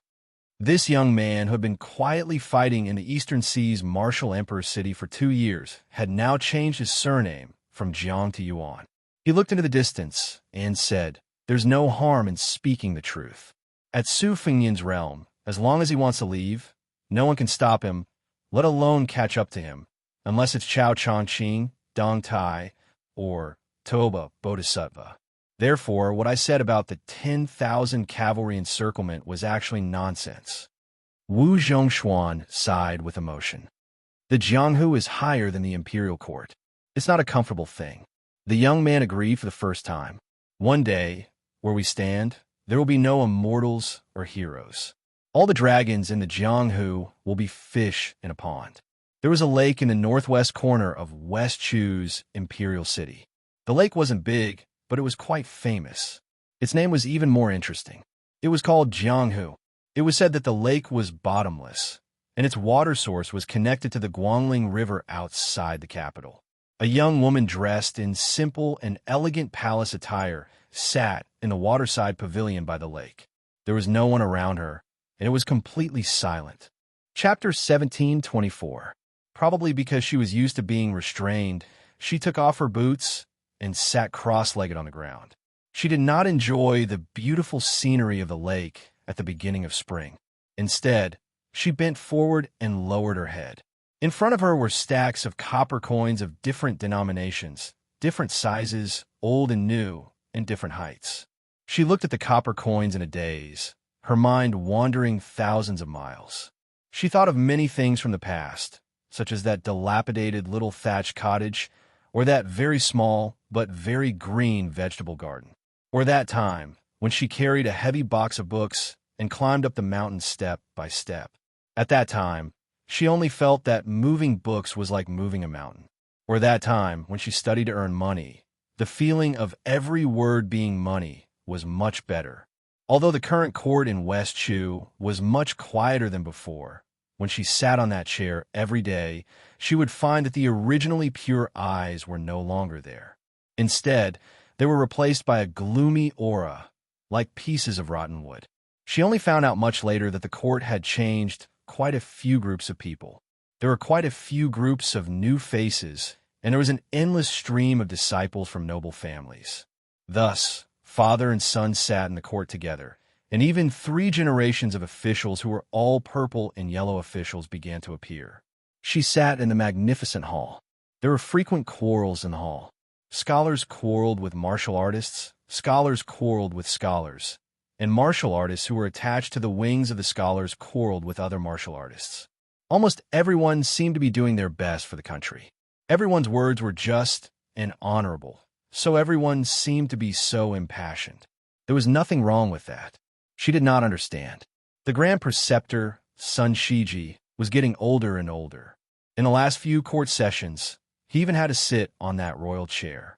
There were fewer and fewer people wearing the robes of military officials in the hall. One after another, they rushed to the battlefield. One after another, many people died in battle or posthumously conferred titles, and were posthumously awarded titles. She still did not understand why those people were willing to die so resolutely. Just like how she did not understand why the first time she sat on that chair, those white-haired old people cried so sorrowfully, gratified and grateful. There were many things she did not understand, but Uncle, waiting for the imperial decree, said that it was enough for her to just sit there every day. She felt that she could do this, and she told herself that she must do it well. Today, she was sitting here in a carefree manner. At this moment, a flock of orioles flew across the sky above the imperial palace. For some unknown reason, an oriole instantly fell down, and it lightly fell onto the roof of a pavilion with a plop dripping with blood. At the same time, there was a lake in the Jianghu beside her. There was clearly nothing on the surface of the water, but a string of extremely thin water pillars splashed up, and then it quickly returned to normal. In the past half a month, the eunuchs and palace maids in the palace would occasionally find 1 or 2 dead birds on the road.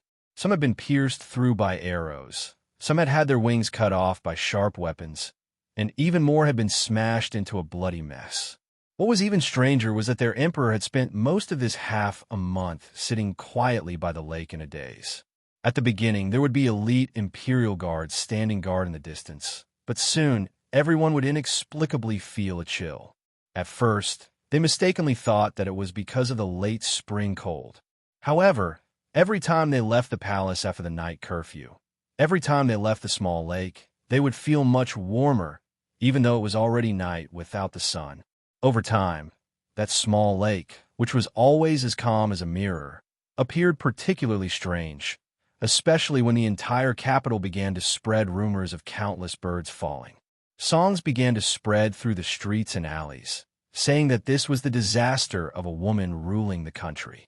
There were also strange stories with ulterior motives that insinuated that the current emperor was actually a wild fox spirit that had walked out of the depths of the mountains. She had lived for 1,000 years, but she was only wearing human skin. What caused the older generation of West Chu survivors the most grief and indignation was the rumor in the marketplace that Empress Xianxia was actually an orphan girl that Chao Changqing had casually found on the side of the road. She was only a puppet that was raised to satisfy Chao Changqing's selfish desire to be the emperor's preceptor. The group of 3, led by the head eunuch of the ceremony directorate, arrived outside the waterside pavilion. The 3 were surnamed Song, 3 generations of the Song family: Song Wenfeng, Song Qingshan, and Song Maolin. Song Wenfeng, Grand Preceptor Sun Shiji, and the State Preceptor of the previous dynasty, Li Mi, could all be considered old men of the same generation. Currently, they were in charge of Dechu's subordinate provinces. Song Qingshan was the current Minister of Rights. The father and son could be considered the leaders of the current Dechu literary scene. They were very similar to the 2 masters of the Song family who had previously dominated the literary scene of the Liyang dynasty. As for Song Maolin, his reputation had spread far and wide. This was especially true when the 2 simple sayings, Northern Su and Southern Song, and Su Zi and Song Zhong, spread like the spring wind throughout the great river. For a moment, Song Maolin had the impression that there was no one in the world who did not know of him. This was why last year, in the imperial court, there had been a marriage between the Song family's Yushu and the emperor. Even Grand Preceptor Sun Shiji, who had not been too enthusiastic about this matter at the beginning, had changed his stance in the end. He had personally persuaded Chao Changqing, who was in charge of the navy at Guangling River. The head eunuch was just about to make a report when Song Wenfeng smiled and waved her hand. Her eyes indicated for her son and grandson to stay at the bottom of the steps. She walked up the steps alone and stood in the waterside pavilion that was surrounded by willow trees. Unexpectedly, she did not have the slightest intention of bowing. It was not that Song Wenfeng's eyes were blurred by old age, but rather that she understood a principle. Kneeling and doing business with others would not earn money. Song Wenfeng did not know this principle 20 years ago. Song Wenfeng softly opened her mouth and said, "Your Majesty, there are some words that I do not know if I should say." The beautiful young woman was indifferent.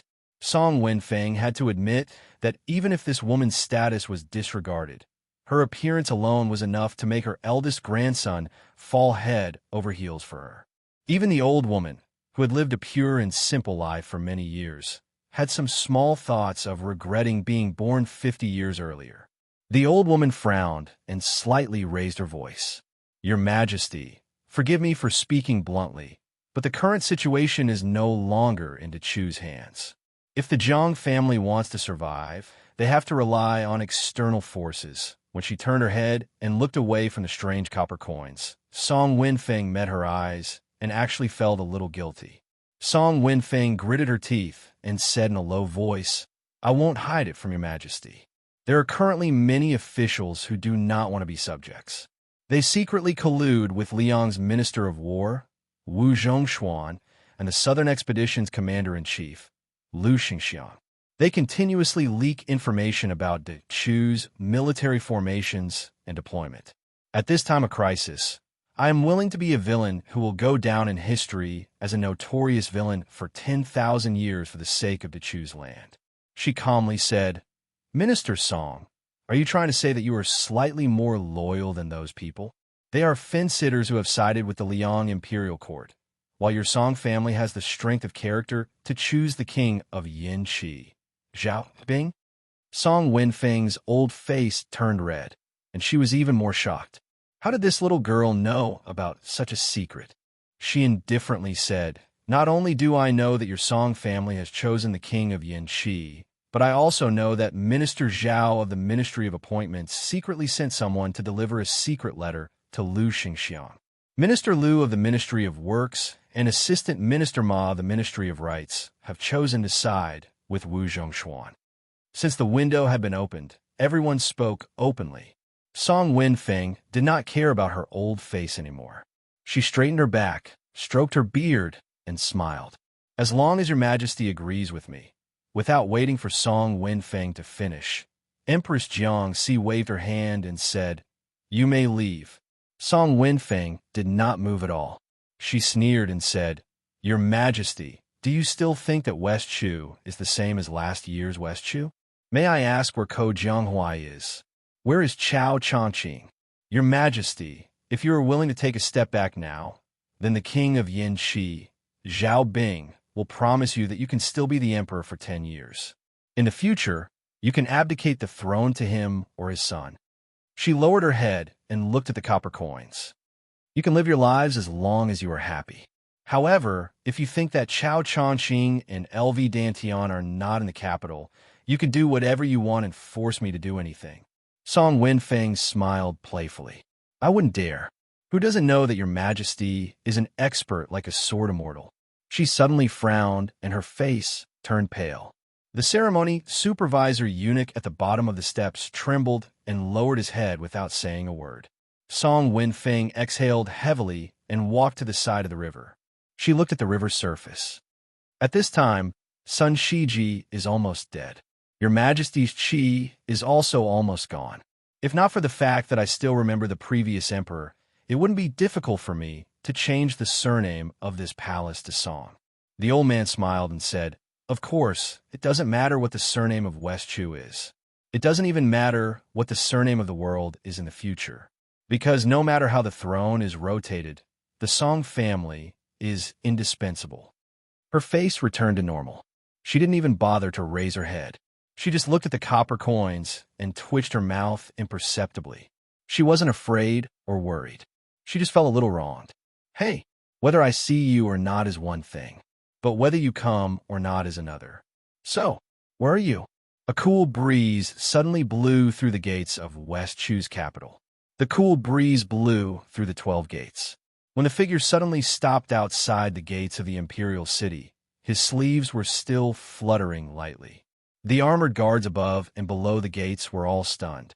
The extremely handsome young man folded his hands in his sleeves and had 2 blades at his waist. The young man did something. He cupped his hands to his mouth and said, "Hey."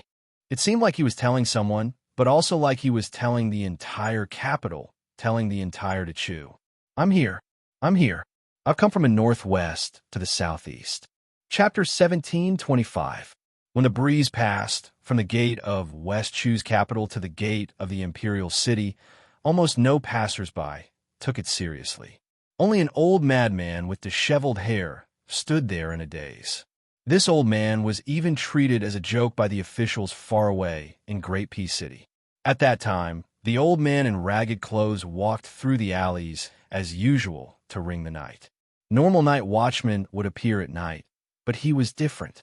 He only rang the night watch during the day and said to everyone he met, "They are all dead people." In the first few years, there were still some old people in luxurious clothes who stopped in the distance to look at this crazy old night watchman and cry tears of sorrow. As time passed, there would be a large group of idle children following behind the night watchman, shouting, "Dead people, dead people, dead people."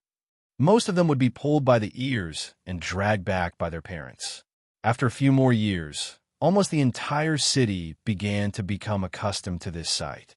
When West Chu was restored during the Xianxia era, for some reason, the night watchman, whose voice had almost gone hoarse from shouting, suddenly began to cry heart-wrenchingly again.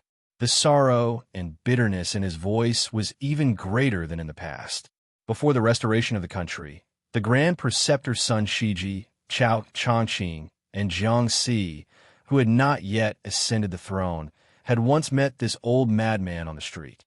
The night watchman had once called Sun Shiji a dead person and Chao Changqing a dying person with a night watch mallet. Only he had stared blankly at the fallen princess Xianxia and cried out in grief, cried for the only living person left to quickly leave.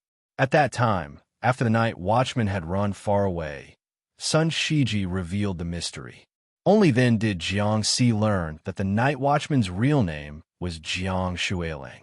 He had once been in charge of the Chu's Chongwenguan at the age of 39.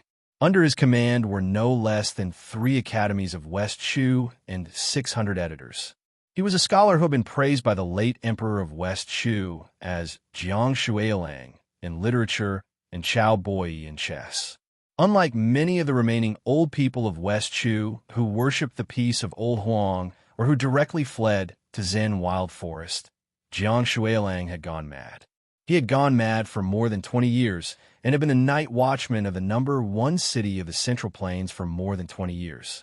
At this time, the old man's turbid eyes gradually regained their clarity, and the gong and gavel in his hands unknowingly fell to the street. The old man suddenly turned around and started running. Even after falling down a few times, he didn't care about the pain and continued running. When the old man finally ran back to the lonely, dilapidated cottage, the old man's eyes began to look blank again. He scratched his head hard and finally squatted on the ground and whimpered hoarsely, like a dog covered in scars. Some of his cries were not from his mouth, but from his heart that was filled with the memories of the past. Clutching his head, the old man stood up with a face full of pain. He staggered into the cottage and rummaged through the chests and cabinets. Finally, he pulled out an eru from a pile of junk under the bed with great difficulty. The python's skin had long since peeled off, and the strings had long since been snapped. The old man held the eru in his hands, lost in thought. After an unknown amount of time, the old man slowly exhaled a mouthful of turbid air. After standing up, he moved a small broken stool and sat down in front of the cottage that had no stairs. The old man straightened his clothes and closed his eyes.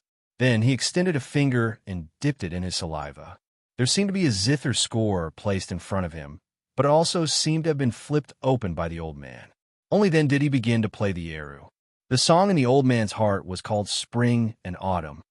The great rivers of West Chu, the majestic mountains of East Yu, the frontier of northern Han, the lychees of southern Tang, the silk of western Shu, the giant trees of later Sui, when the old man was still called Jiang Shuiling. The people of West Chu were called the Chu. Ma Chu had the world's #1 national chess player, Li Mi. There was the spring and autumn soldier, Yi Bai Kuei. There was Li Chungang, who flew across the Guangling River on his sword. There was Zhao Dingxiu, who was the best scholar in the world. There was Wang Qing, who was the best poet in the capital. There was Chao Changqing, who was the pride of the Chao clan. There was Sun Shiji, who was dressed in purple and yellow when he was just 20 years old. There was the world's most polite person, Sung Xianglin. There was Tang Jia, who was proficient in all kinds of knowledge. The old man's tears did not stop. The Chu had perished. He was now a lonely ghost in the wasteland of spring and autumn, with nowhere to go. The old man stopped and began to laugh loudly for no reason. Finally, the old man lowered his head and muttered to himself, "I am not crazy." The Chu perished.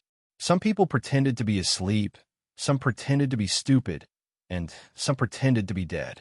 I, Jiang Shuilang, merely drank until I got drunk. The old man carelessly wiped away his tears. He raised his head and gazed into the distance, his fingers trembling. Thinking back to the past, when the old man was not old and the dead were not dead, he still remembered that there was a song that had once spread through the court and across the great river. That song had been written by great General Yi Baikuei. He, Jiang Shuilang, had composed the music, Wang Qing had written the lyrics, and Zhao Dingxiu had written the lyrics. The name of the song was The General's Journey. Wherever there was water in a well, there would be people singing it.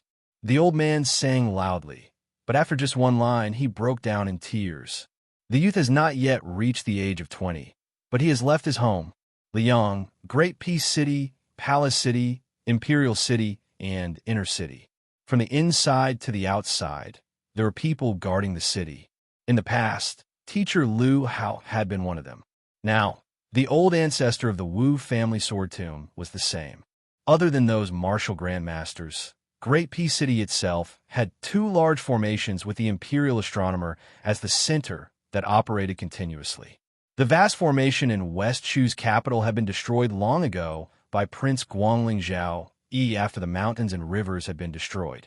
But now there were still people guarding the city gates. The leading swordsman of West Chu, Lu Dantian, was one of them. Unfortunately, he had not returned. The remaining two people, who were rarely seen, appeared in broad daylight today, clearly in everyone's sight. One person stood behind the gates of the Imperial City. He was old, short, and wore a long robe with large sleeves. He wore wooden clogs and looked like a straw man beside a paddy field.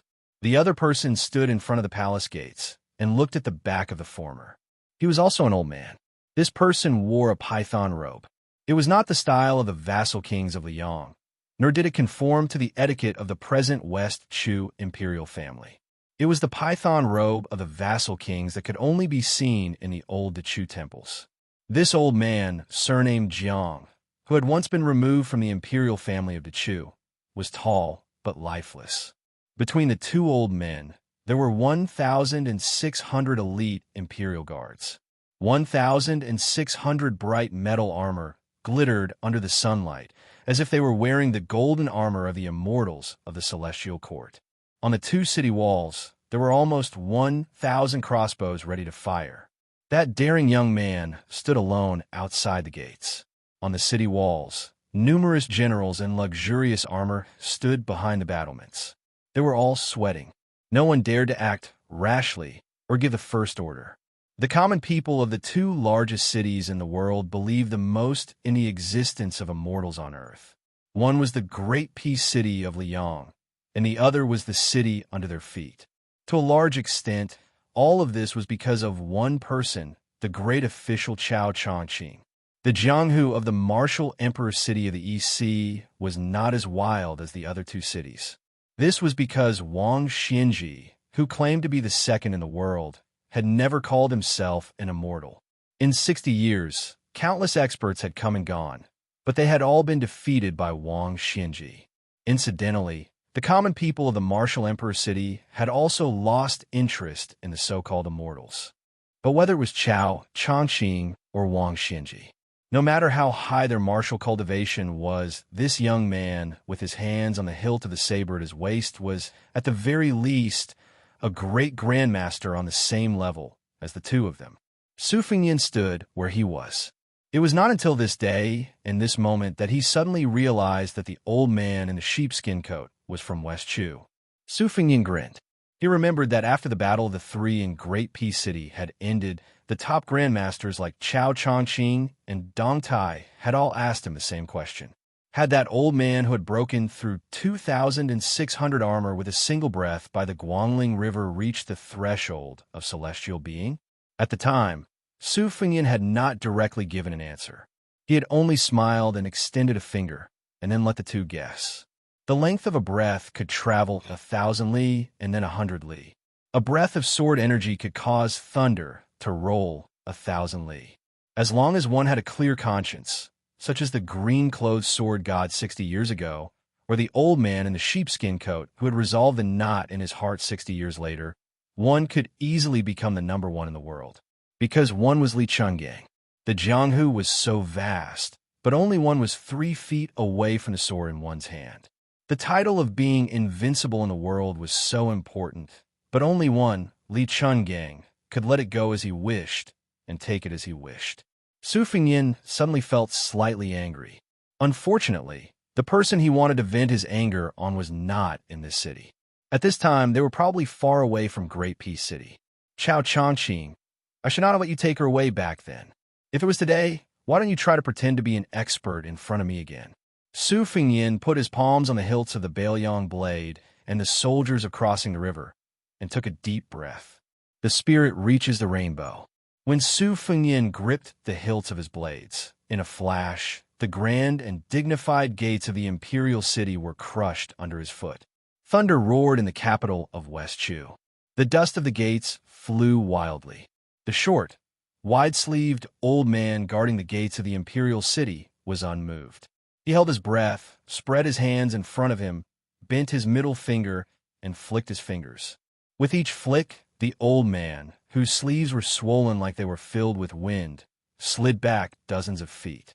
Between the thin old man and the tall city gates, 2 serpents appeared on the old man's fingertips. One black, one white. In the exquisite waterside pavilion by the river and lake to the northwest of the imperial palace, the atmosphere was solemn. He Taisheng, the deputy commander of the imperial guards, dressed in golden armor, stood at the bottom of the steps with an awkward expression. Chapter 1726. Although the sword grandmaster Lu Dantian was nominally the leader of the 4,000 imperial guards and was 1 rank higher than the 3 third-rank deputy commanders, including He Taisheng, Lu Dantian was only an empty title and didn't really hold any posts. Therefore, the real military power was in the hands of Gu Sui, who He Taisheng was in charge of guarding the palace gate. As for the other deputy commander, surnamed Qi, he had long been ostracized and only knew how to drink all day to drown his sorrows. At the beginning of the year, he rarely commanded troops. He Taisheng and Gu Sui were not the same. Gu Sui was the son of an aristocratic family with 2 surviving elders in the imperial court, so he was able to make friends with both sides in the officialdom. On the other hand, He Taisheng came from an ordinary landowning family. He relied on the outstanding military achievements he had accumulated in the past 2 years and secretly relied on the influential officials to climb to this position. The harder it was to come by, the more precious it was. At this time, He Taisheng's feelings were particularly complicated. He felt guilty towards the young female emperor, but there was also a trace of darkness in the depths of his heart that no one knew. After being a citizen of Liang for more than 20 years, He Taisheng actually didn't have the obsession of the older generation towards the West Chu. Whether the country's surname was Jiang or Zhao was not important to the young and ambitious He Taisheng. At that time, he felt that he had the potential to become one of the founding fathers of the country, so he bravely killed the enemy and shone brilliantly in the battle to wipe out Yan Jinchuan's cavalry. When he returned to the capital to report on his work, he was quickly pulled over by Song Maolin from the Song family. After joining the Song family, this big ship that sailed through the wind and waves, He Taisheng's meteoric rise was so great that even the Song family didn't think of it. They thought that he was a rare commodity worth hoarding. In fact, Zhao Go, who was hidden in this city, had already promised to give him the position of protector general. It should be known that in the entire Liang dynasty, there were as many surplus generals as there were hairs on a cow, but there weren't many generals with real power. For campaigns, for equalizations, and 8 people could be called great generals. Next were 4 towns and 4 equalizations. Then, it was Song Li's turn to get the General Hung Jiang that was within He Taixing's reach last year, as well as the Protector General that was within He Taixing's reach. Generally speaking, under the 16 generals, the Protector General Hung Jiang, who held real power, was actually not inferior to a general of a province. He Taixing carefully glanced at the woman from the corner of his eye.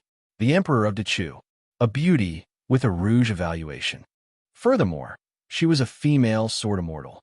The second in command of the Imperial Guards felt as if there was a furnace burning in his heart. Why is it that you, Song Maolin, a weak scholar, a good-for-nothing who doesn't even have the strength to truss a chicken, can openly express your love? Why do I, He Taisheng, have to bow and scrape before you?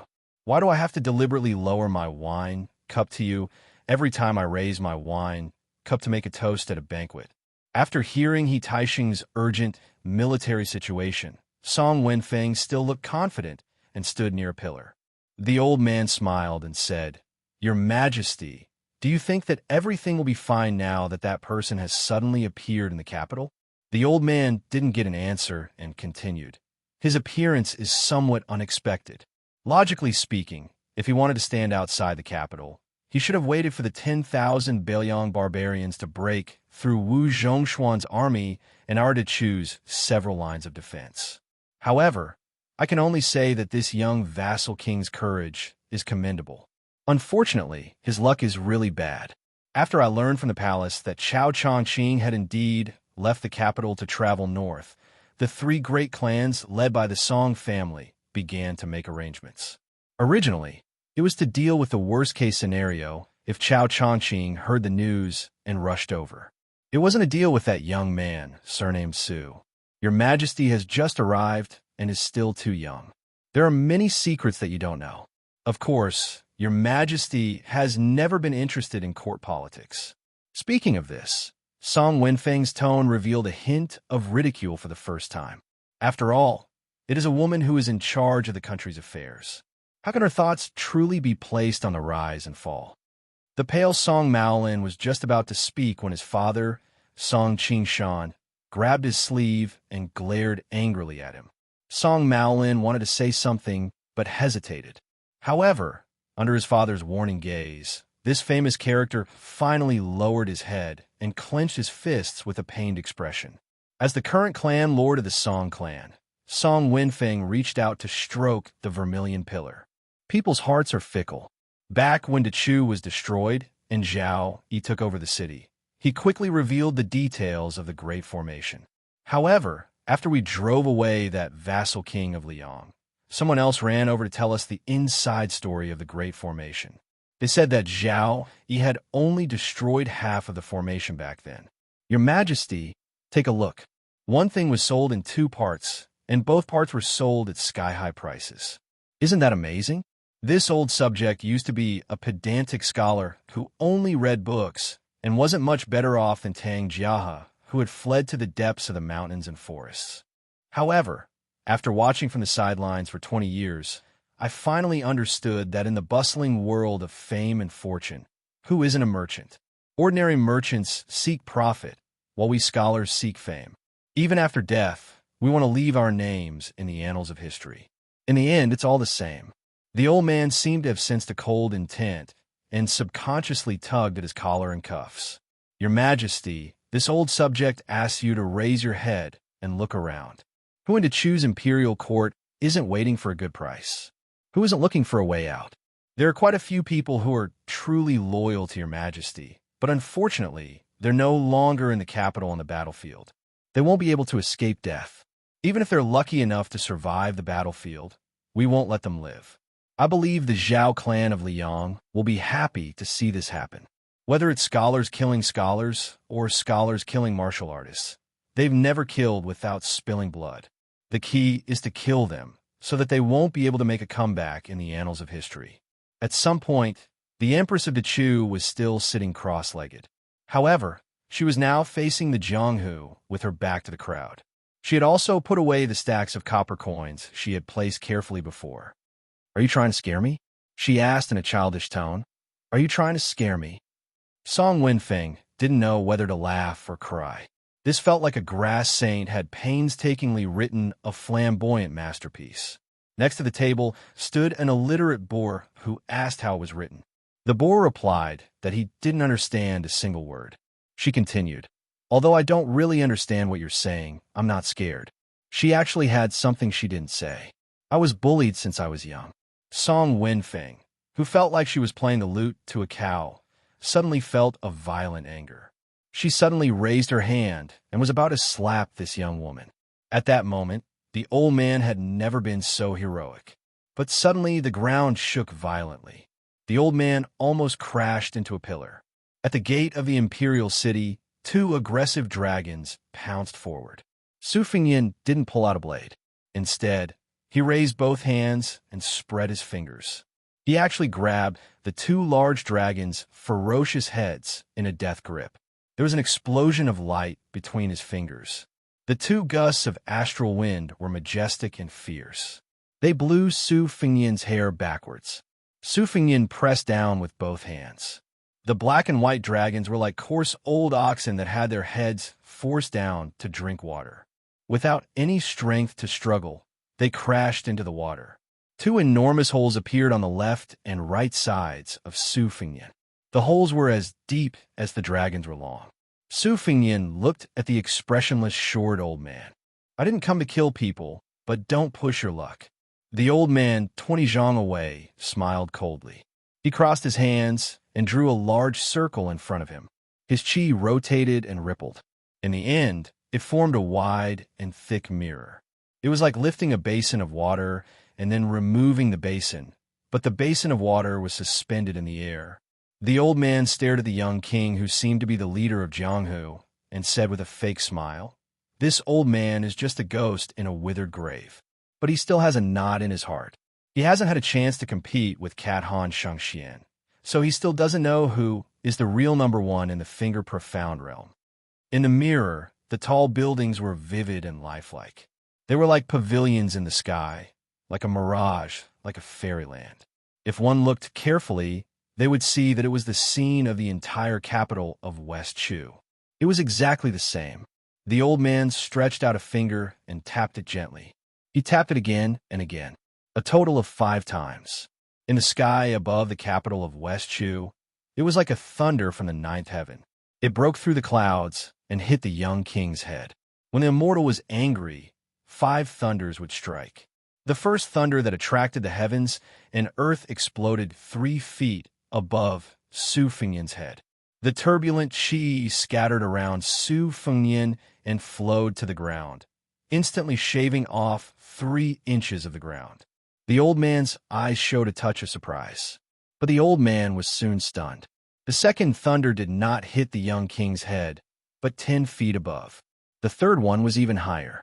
After the last one, it was really all bark and no bite. The unknown old man in front of him clearly used the remaining chi of West Chu as a shortcut to the celestial realm. What was left of the family was hers, and that silly girl would be depressed or happy for a long time, even if she lost 1 or 2 copper coins. So Su Fengyin began to move forward without saying a word. The next moment, Su Fengyin stood behind the short old man. "You think you can compete with Han Xianxia for the number 1 in the finger profound realm?" It turned out that the old man's head was no longer in the hands of the young king. The old man, surnamed De Chu, who had retired for many years, suddenly opened his eyes and his aura soared. Su Fengyin casually threw the head to the ground in front of the 1,600 iron armors. The head rolled and blood flowed. Chapter 17:27. At this moment, 3 sword-bearing riders galloped along the imperial road. Among them, a loud and clear voice rang out behind Su Fengyin. "Su Fengyin, retreat from the capital." When the 3 riders approached the imperial city gates, they all pulled out their long swords. In an instant, sword energy crisscrossed the imperial road. These were all West Chu sword masters outside of Ludantian. Without batting an eyelid, Su Fengyin said, "Get out." When the 3 horses were about to rush out of the city gates, it was as if they had crashed into a wall as hard as iron. The horses' heads all shattered.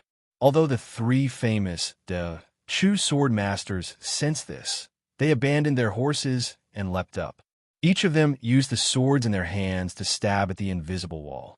But without exception, the long swords that didn't hold back at all broke with a bang.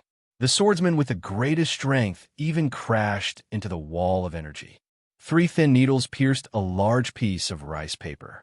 The paper didn't break, but the needles broke. The difference in strength could be seen at a glance. The 3 West Chu sword masters who had already injured their internal organs looked at each other in dismay. Su Fengyin didn't even turn his head. He looked at the armored imperial guards in the distance who seemed to be facing a great enemy despite their numbers and coldly said, "Get out of the way." When Su Fengyin took a step forward, the first layer of armor in front of him started to retreat a step. When Su Fengyin's right hand grabbed the soldiers crossing the river at his left waist, the dense infantry formation became more and more crowded. Finally, there were generals on the 4 city walls who gave the order to shoot arrows. But over 1,000 arrows were all less than 1 zhang away from the bowstring. They strangely stopped, then slowly turned their arrowheads. Over 1,000 ice-cold sharp arrowheads were like over 1,000 spitting venomous snakes. Some people gulped. Some people broke out in cold sweat. Some people trembled, but no one made a sound. No one retreated. The old man from the Jiang dynasty took a step forward. He crushed an item in his hand, then raised his fist and heavily hammered his chest. His originally tall and sturdy figure suddenly grew to a height of 14 feet, which was not something a mortal body could grow to. Golden light flowed. Looking at this familiar scene, Su Fengyin felt as if he was standing in front of the Imperial College again. He said in a deep voice, "Damn you." The heavenly court war god raised his arms in front of his head. Su Fengyin's figure flashed past the armored infantry formation, and the river-crossing pawn in his right hand slashed at the golden giant's arm. The latter rammed open the gate of the palace.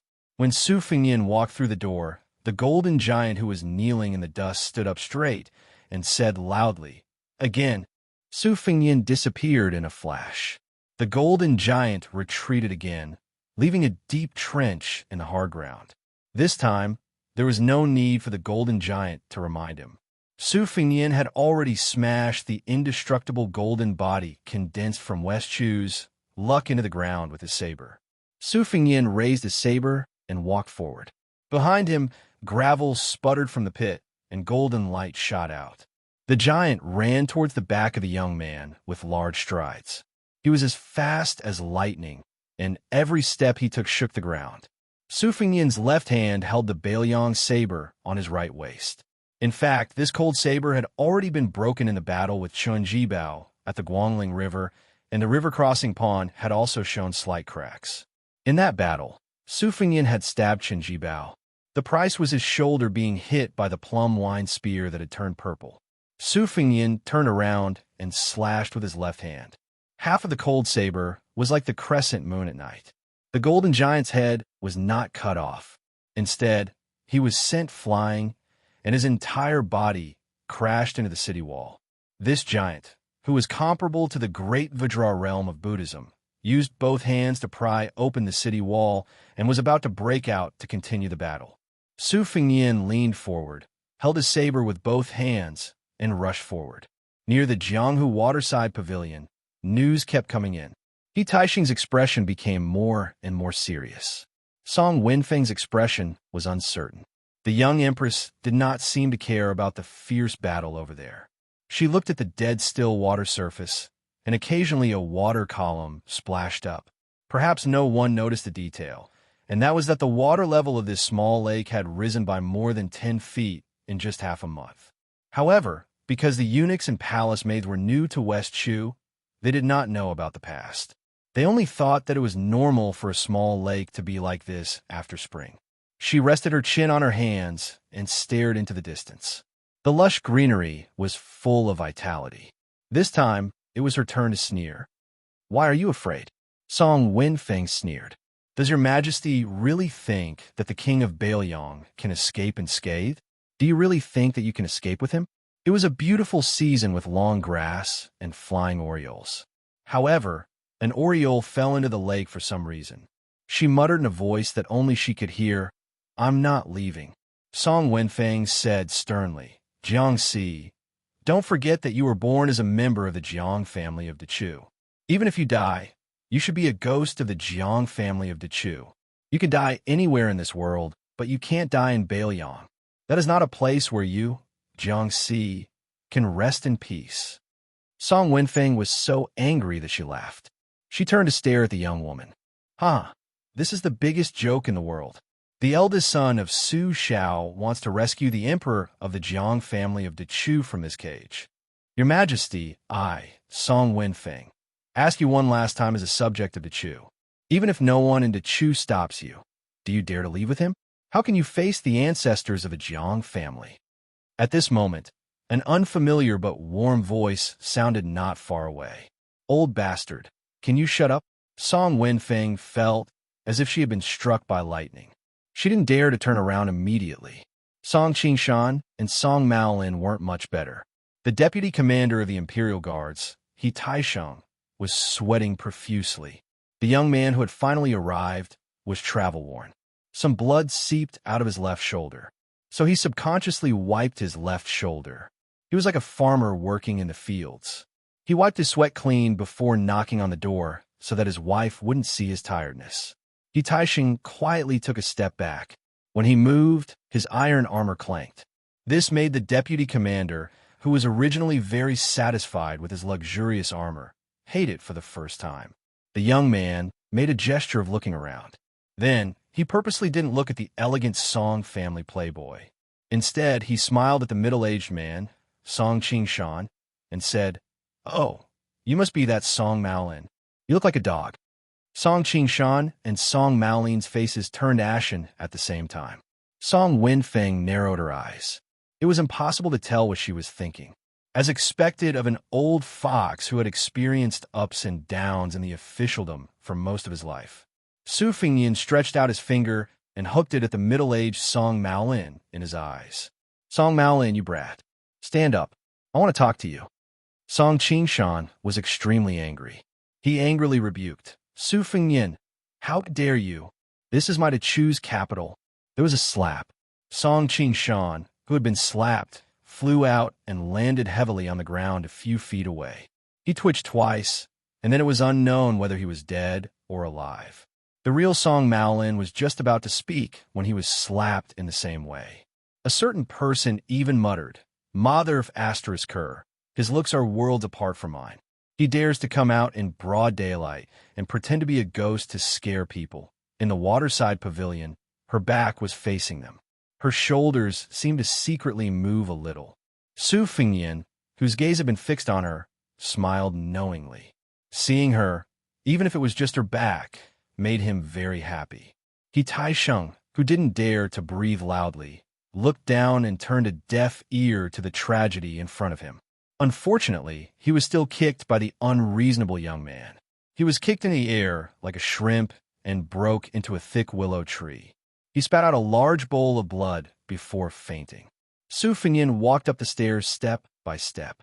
Song Wenfeng retreated step by step. Only when he leaned against the pillar did he realize that there was nowhere to go. Su Fengyin pushed his head hard against the pillar. This secondary first-rank official, who was in charge of the province under Dechu, suddenly rolled his eyes and fell limp to the ground. She faced Jianghu, and he had his back to Jianghu. He tried to be as calm as possible and said softly, "Have you seen enough? If you have, then come with me." She was silent. He continued, "If you haven't seen enough, I can't wait." She still didn't speak. After reuniting, the two were speechless for a long time. Su Fengyin repeated his previous words, but raised his voice, "Come with me." But she still didn't speak. Su Fengyin lowered his voice. "Okay." Xianxia, who was no longer the pitiful servant girl in Bailiang Palace, raised her head slightly and said emotionlessly, "They don't know. Don't you know?" The Jianghu in front of her. Why did the water level rise in the first half of the month after the beginning of spring? Why did birds often fall from the sky outside the capital? Why do people feel a chill when they stay by the lake for a long time? Because there were more than 100,000 swords hidden in the lake. They flew thousands of li from all over the world and landed in the small lake one after another. She said slowly, "I've already asked Grandpa Lu to return the sword case to you." She didn't know if he really didn't know or was pretending not to know. He said softly, "I received it. I'm waiting for you to go back and get it." She said flatly, "You can go." He said, "I won't bully you anymore." He grinned. "Really?" She was silent for a moment. "You can go. Since I didn't go to the West Wall, I won't leave here for the rest of my life. If you don't go, either I die or you die." She suddenly stood up, still facing the small lake. As she stood up, so did the 100,000 real swords in the lake. The world was full of sword energy. She said angrily, "You can go." Su Fingyin sat quietly by her side, looking at the pair of boots that she had placed in a crooked position. He bent down to arrange them neatly. When he bent down, he sniffled, his face full of tears. She couldn't see. Chapter 17:28. After the lake of swords came out of the water, they piled up into a mountain, just like the island of Tiama Mountain in the center of the Spring God Lake. The tip of the swords pointed to the waterside pavilion. He wondered if the young vassal king would feel uneasy. From the beginning to the end, the Empress of West Chu, who had never looked at him, looked up and stared blankly at the famous swords, long swords, ancient swords, and new swords that she had borrowed from all over the world. Su Fingyin bent down and put his hands on his knees. He looked down at the pair of boots and said softly, "I went to the Wudong Mountains vegetable garden last time. If it isn't taken care of, it will really be abandoned. What a pity. Last year, on New Year's Eve, I had people put up a spring festival couple in your house on Mount Qingliang. I kept the things inside for you, but I didn't let anyone touch it and lock the door. Think about it. It hasn't been cleaned for so long. How dirty would it be? When my father was dying, he told me that no matter what, no matter how chaotic the world was, he would bring you home in the future. In his heart, you, Jiang, and I have always been the first daughter-in-law of the Su family. My father was like this, and my mother even more so." Su Fingyin, who didn't get a response, talked to himself and seemed very lonely. During this time, he seemed to feel that Song Wenfeng, who was lying on the ground, was too annoying. He waved his sleeve and threw her out of the waterside pavilion. There was also the deputy commander of the Imperial Guards, He Taisheng, who had just shown signs of waking up. Before he could open his eyes, he was knocked unconscious again. If you feel that as the Empress of West Shu, you can't feel at ease if you just leave when the country is in danger, I can understand. However, I don't know if Chao Chongqing has told you that West Chu's general trend is unstoppable. Therefore, Yurta Chu will leave 400 to 500 scholars behind to break out of the Melon Continent and meet up with my great Snow Dragon cavalry. Then, we will return to Bailiang together. Many people have died in West Chu, but don't think that everyone died for you. It's not like that. The reason West Chu has risen and fallen so quickly is largely because of the true Dechu elders. After Chao Chongqing re-established the country, some of them died in the deep mountains and forests. Even if they didn't die, they didn't become officials. They are truly disheartened, which is why there are these clowns from the Song family. And don't worry, the re-establishment of West Chu was originally an act of the Liang Imperial Court. It was something that Zhang Jiulu, Yuan Bunshi, and Huan Wen had planned for a long time. First, they wanted to completely destroy the foundation of the spring and autumn period. A centipede dies, but does not fall over. They wanted to make the Gangnam-do, especially the Jiangsu scholar group, lose all hope. Secondly, the imperial court wanted to use this opportunity to weaken the separatist power of the various vassal kings and local generals. The imperial court did not care about the people of West Chu. In the end, half of the world's taxes came from Guangling. As long as the great enemy in the north, Beimeng, was still there, the imperial court would not truly kill the Guangling Dao. They would only focus on appeasing them. Finally, whether it was Liang Zhongshu, Ling Qianglong, or Huan Wen, both of them felt pity for the people of Guangling and definitely did not see them as enemies. One of the key points can be seen. Su Gong of the Gumu Su family led his troops south, which was actually a gesture of goodwill by the imperial court. This was like encircling 3 sides and releasing one side on the battlefield, giving the encircled side a chance of survival. It's not that the imperial court is very magnanimous. But if they pressed down on the border and did not allow the civil and military officials of West Chu to see any chance of survival, it would definitely be disadvantageous for the upcoming battle between Liang and Beimang. You have to know that West Chu's successive victories last year, especially in Xieshi border and Kojianghuai, had already exceeded the expectations of the imperial court. Therefore, it's no longer important whether West Chu has you, Emperor Xianxia. It can even be said that without you and Chao Chongqing, fewer people will die in the Guangling Taoist battlefield. You've let go of Chao Chongqing. You didn't use Gu Jiantang and Wang Sui. You also gave up the hidden pawns in Beimang. You didn't let the smoke of war rise in the Central Plains. Why can't you let go? Jiang and I suddenly stood up. He didn't put on boots, only socks.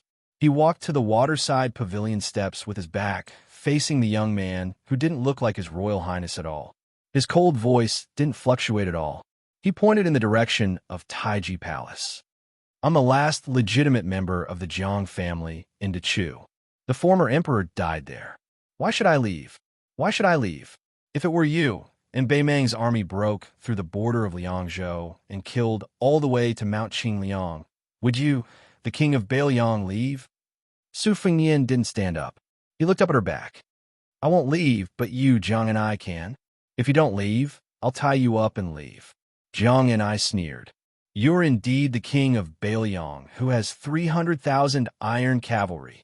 Not only did you kill in Liang's capital, but you're also so domineering into Chu's capital.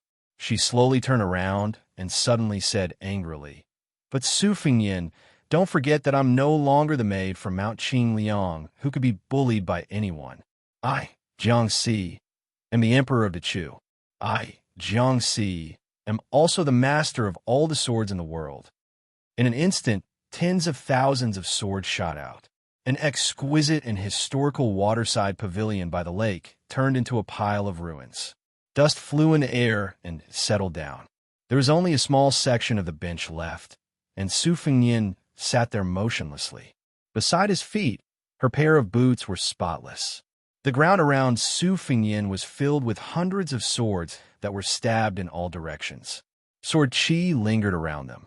Among them, the qi was as old as an old man, as lively as a budding young girl, as vigorous as a Northwest soldier, as fierce as a fierce general on the battlefield, as graceful as a lady from a noble family, as lofty as a mountain and impregnable pass, and as deep as a boundless sea. Chapter 17:29. Su Fengnian said softly, I've already reasoned with you, but you won't listen. Today, either you come with me, or I'll stay here and wait for you to come with me. I don't care if you're Jiangxia or Jiang and I don't care if you're the emperor of West Chu or a servant girl of Mount Qingliang. Su Fengnian grinned, but it was not frivolous, only mournful. In any case, you've already gotten used to my unreasonableness. Just get used to it again. Jiang and I, one of the 4 Rouge appraisers, was up against Su Fengnian, one of the 4 martial appraisers. Between these two people who had a grudge against their country and their families, there was the height of the temple and the distance of Jianghu. Su Fengnian patted his clothes and slowly stood up. The 100,000 swords in the lake immediately buzzed and trembled. Even though Jiang Ni's internal energy had been sealed by the Song family's medicine, the 3 generations of scholars of the Song family could not imagine that the innate sword embryo Jiang and I, who even Li Chungang admired, had made rapid progress on the path of the sword.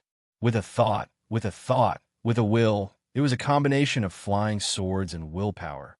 The murderous Jiang and I seemed to be too angry. Her body trembled, and those 100,000 sword mountains that seemed to have flown in from the heavens also began to shake violently. She stared at that young man and said through gritted teeth, You really will die. Su Fengnian nodded and said, I know. You've been thinking about stabbing me to death for many years. Jiang and I suddenly raised her hand, and the 5 flying swords seemed to have received an immortal's edict. They immediately left the sword mountains and flew over, nailing themselves into the ground beside Jiang and I. Su Fengnian, who was standing in his original position, had already torn his sleeves. Jiang and I seemed to still be angry. Her 5 fingers trembled, and the 100,000 swords began to fall down the mountain, flying between her and Su Fengnian in a daze. She said with a trembling voice, "You want to die and to choose capital that much?"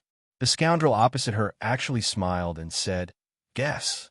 It was as if all the grievances that she had accumulated for a lifetime had exploded in an instant. Her eyes were red, and she reached out an arm to the side, holding a flying sword that appeared in her hand with the force of a thunderbolt. At the same time, the sword mountains slowly moved and finally hovered in the air above their heads, covering the sky and the sun. The light was dim. She finally could not see his face, only heard her angrily shout, "Su Fengnian, are you going or not?" She heard his voice, "I'm not leaving." One sword mountain and 100,000 swords fell down like heavy snow, majestically and miserably on the ground, falling into the Jianghu. Jiangti test TSS, Azes ATTTS. He muttered to himself, and no one could hear him. "In the past, I always bullied you. I liked to go to your room in the middle of the night and play tricks. I liked to suddenly climb out when you were drawing water from the well. I liked to throw snowballs at you when it was snowing. I liked to hide in a tree and wait for you to pass by to scare you. I knew you felt wronged and angry, but if I didn't bully you in those years, you wouldn't have bothered with me." Then he heard a sobbing voice. In that moment, he closed his eyes, his face full of pain. "Su Fengnian, you forced me to do this." The sword above Su Fengnian's head turned to dust. But between the two of them, a flying sword flew past. A sword pierced his chest. The flying sword was not fast, but he did not dodge. In those years, Han Xianxia wanted him dead, Lu Haoshi wanted him dead, Wang Xinji wanted him dead, and the imperial astronomer wanted him dead. No matter how arrogant those opponents were, he, Su Fengnian, would never resign himself to death. He would only fight with his head held high and win. The sword pierced his chest. This sword could not even compare to Qi Jiajia's sword, could not compare to Bei Mang's Huang Qing's sword, could not compare to the swords of many people. But that sword, half was left in front of him, the other half was exposed behind him. At this moment, there was once a pair of man and woman in such a miserable state. Li Chenggang and Lu Pao. She stood there in a daze. Su Fengnian opened his eyes, blood seeping from the corner of his mouth. He raised his arm, as if he wanted to reach out and grab something. But in the end, he only lightly grasped the hilt of the sword and gave her a deep look. This travel-worn young man, who had rushed from Beiliang to Guangling, turned around, slowly pulled out the sword pierced through his chest, and casually threw it far away. He covered his bleeding chest and did not speak. He had traveled thousands of li, from the desolate border to the beautiful mountains and clear waters. His clothes had long been wrinkled, his boots worn out. He had thousands of words to say, but in the end, he did not know where to start. To this world, it was like the young man who had crossed the river on the chessboard. He picked up the pawn and slowly wiped his palm across the blade. The pawn drank blood like a person drinking water, not leaving a single drop behind, all of it seeping into the blade. He squatted down and placed the pawn near the pair of boots. "If someone bullies you in the future, break this blade. Even if I am thousands of li away, I will rush over in an instant." He paused for a moment, then said hoarsely, "Even if I am already dead at that time, I will come from the netherworld to the world of the living to see you again." Then he stood up and shouted to the heavens and earth, "Whoever dares to kill Jiang and I, Su Fengnian, will kill him." When he finished speaking, he raised his arm to cover his eyes and did not put it down for a long time. He took a step forward and disappeared in a flash. Her hand was still stretched out in the distance, as if she wanted to grab something. Her face suddenly turned snow white, her other hand covering her mouth, but scarlet blood still seeped out from between her 5 fingers. But that hand that wanted to grab something was not willing to put it down. She really wanted to turn her head. She really wanted to see a smiling face. She wanted to see a guy who had been expressionless for many years smiling at her. She turned her head. He was not here. Chapter 17:30. In the night, the capital of West Chu was ablaze with lights. Some people were happy while others were sad. The gates of the palace, which had already been locked during the night, opened one by one. A carriage that did not conform to the rules and etiquette slowly drove in. A withered old man, without an official's robe, stepped out. The new head eunuch of the ceremony directorate was about to go forward to support him when he was waved away by the old man. The old man followed the head eunuch of Dechu, who had inexplicably become the #1 eunuch in Dechu. The latter felt uneasy. He didn't know why the old grand preceptor insisted on visiting the palace in the middle of the night to have an audience with the emperor.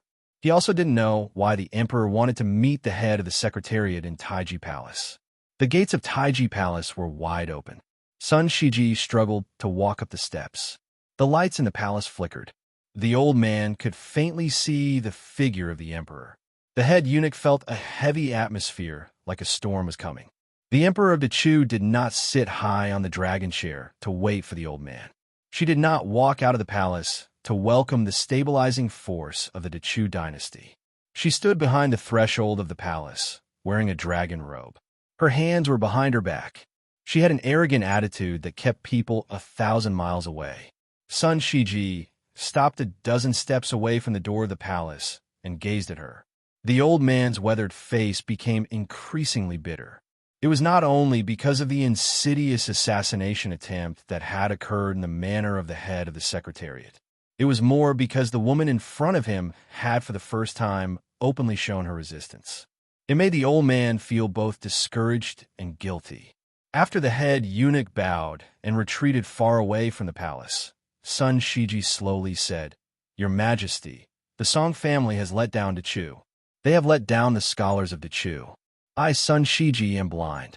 I cannot absolve myself from the blame." The woman with her back to the lights in the palace interrupted Sun Shiji. "As an official, shouldn't you kneel in front of the ruler of a country?" The old man, whom even the previous emperor of Liang treated with respect, did not become angry. On the contrary, he felt relieved. Sun Shiji patted his sleeves and knelt down without hesitation. "I, Sun Shiji, head of the Secretariat of Dechu's Ministry of Secretariat, greet your Majesty." She sneered and said, "Tonight, the head of the Secretariat did not wear official robes and entered the palace to meet the emperor. Zhen considered that you are already old, so Zhen will not blame you. If you have something to say, then say it. We are all ears." Sun Shiji kept his head down and used all his strength to say in a low voice, "Your Majesty, the Song family cannot be trusted. Many of the civil officials in the central government cannot be trusted. Even I, Sun Shiji, do not trust them. However, I implore your Majesty to trust the 200,000 soldiers on the front lines. I implore your Majesty to not take out your anger on the heroes who died for Dechu." "Don't!" The Dechu Empress Xianxia rudely interrupted the old man for the second time. "Vent your anger?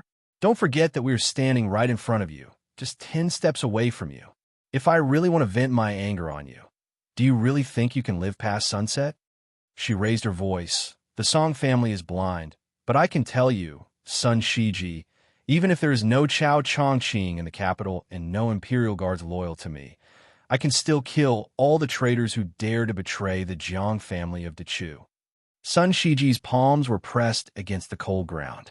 His hands were cold, and his heart was even colder. After a moment of silence, the old man could only hear the endless sorrow in her words. "I have 100,000 swords. They were originally used to kill the Liang army, not the people of Dechu, and definitely not." The old man could no longer hear what she said after that. Sun Shiji knelt there, speechless. The door suddenly closed. Through the door, the Dechu Empress sneered and said, "You can leave. Sun Shiji, please rest assured. Dechu, please rest assured. Since I am the daughter of the previous emperor, I will die in the palace like the previous emperor." The old man stood up with difficulty and looked at the door. The head of the Secretariat, who had been refused entry, turned and left. He walked down the steps of the Dan Emperor carved with golden dragons and auspicious clouds. The submissive eunuch of the ceremony directorate stood there quietly like a night owl, waiting for a long time. This old man, who had been able to enter the central government of Dechu when he was just 20 years old, only now realized that the number of times he had taken the initiative to talk to eunuchs could be counted on one hand. The old man laughed at himself. Tonight, he still did not open his mouth to exchange pleasantries. He left the palace without saying a word. In a secluded little courtyard where the lights were waning, she sat alone on the threshold wearing a dragon robe. A pair of rough brocade boots were neatly placed beside her feet, and a knife was placed horizontally across her knees. She lowered her head and took out the copper coins that she had treasured for many years, placing them from one end of the scabbard to the other. She was regarded as the owner of Dechu's empire, but she had always felt that the only thing that truly belonged to her was these copper coins. The two seniors that she trusted the most in her life, the old man wearing a sheepskin coat and the uncle waiting for the order, both regarded her as a rare genius in the way of the sword. However, during the last and only time that she traveled with Li Chungang and Jianghu, she was always unwilling to practice swordsmanship with Li Chungang. 60 years ago, many Jianghu masters yearned to receive a few words of advice from Li Chungang. She did not know why, perhaps because she had seen that person practice the knife and felt that it was too difficult and too frightening, so she did not dare to practice swordsmanship.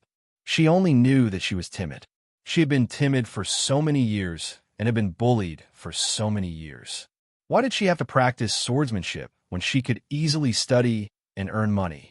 In fact, there was one thing that she did not dare to admit at that time. What if one day she really became an immortal on Earth after practicing swordsmanship? Would she really stab him to death? No matter how rebellious the old bastard Song Wenfeng was, there was one thing that he said that reflected the thoughts of many old people of Dechu. That was, even if Bailiang was the place where Jiang and I lived, it was definitely not a place where she could rest in peace. The Su family and the Jiang family were not ordinary neighbors who clashed with each other. Instead, the Su family's cavalry trampled Dechu's mountains and rivers. It was Su Xiao who personally forced the Dechu's late emperor and Dechu's empress to death. It was Su Fengnian's father who personally killed the parents of the new Dechu's emperor, Xianxia. However, if that was the case, it was not impossible for her, who had long had vague memories of Dechu and who was used to hiding whenever something happened, to leave the capital. It was already so difficult for Bailiang, which was sandwiched between Liang and Beimeng. Then the person who took over the burden from his father not only had to face the million-strong army of Beimeng, but also had the wary Central Plains and the imperial court behind him. What if he took her away today? How would the emperor who took away Dechu face the people of the world?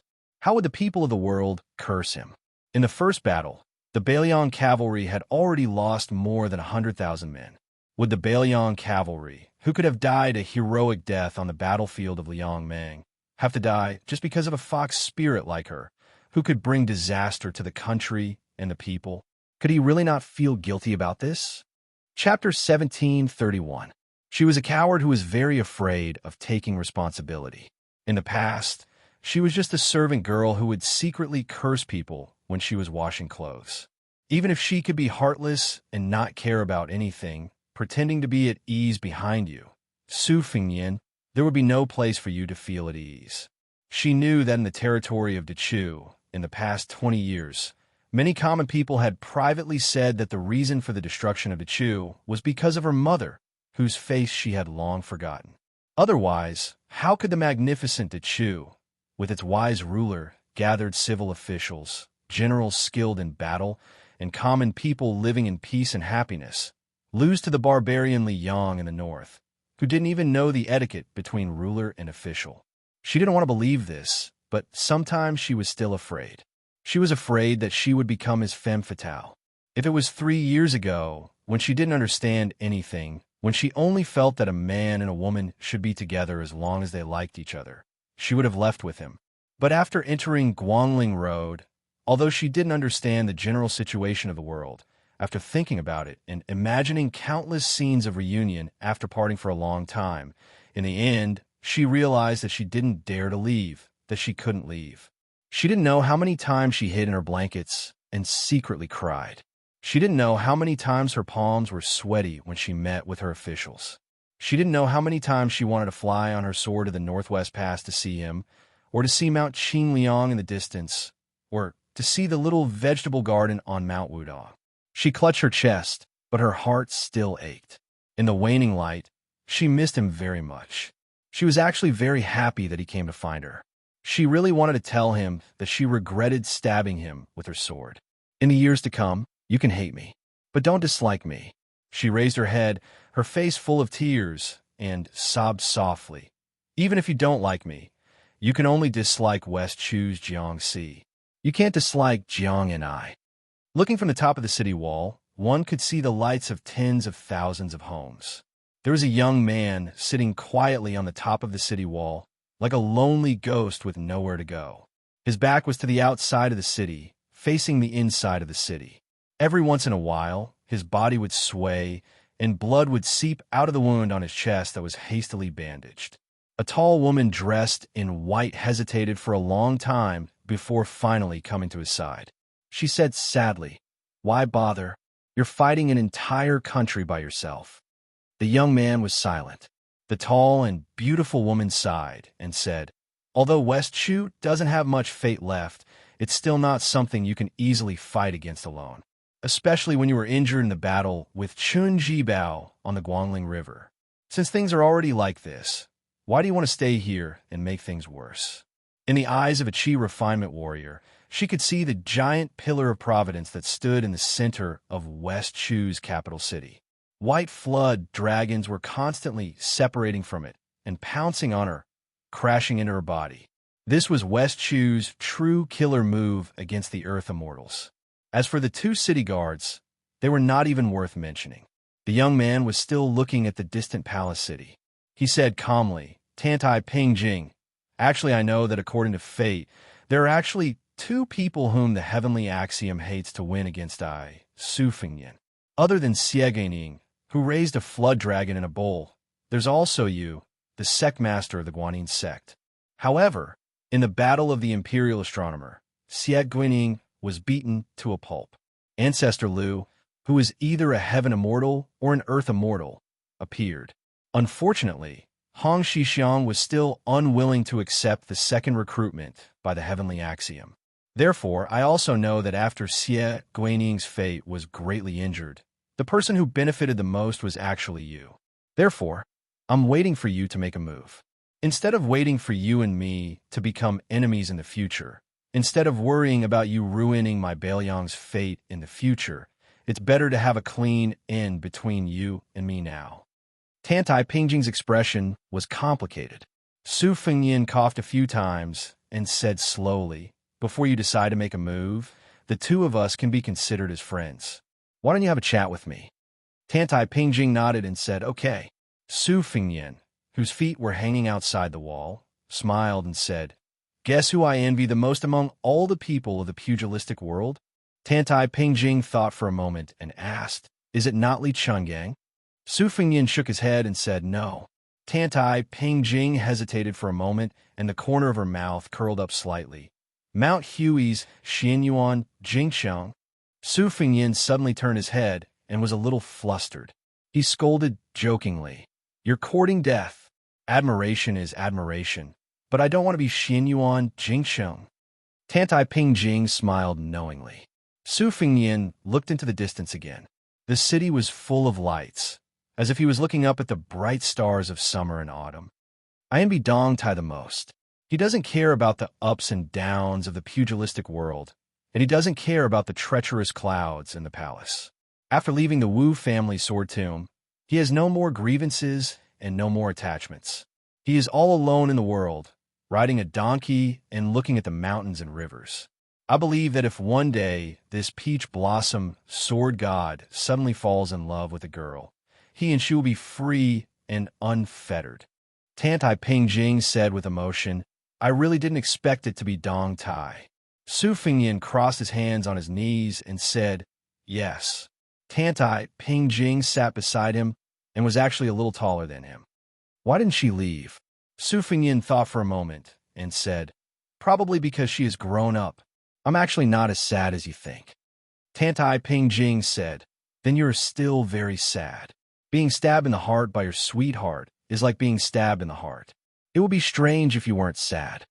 Su Fengyan snorted coldly. He didn't refute or admit it.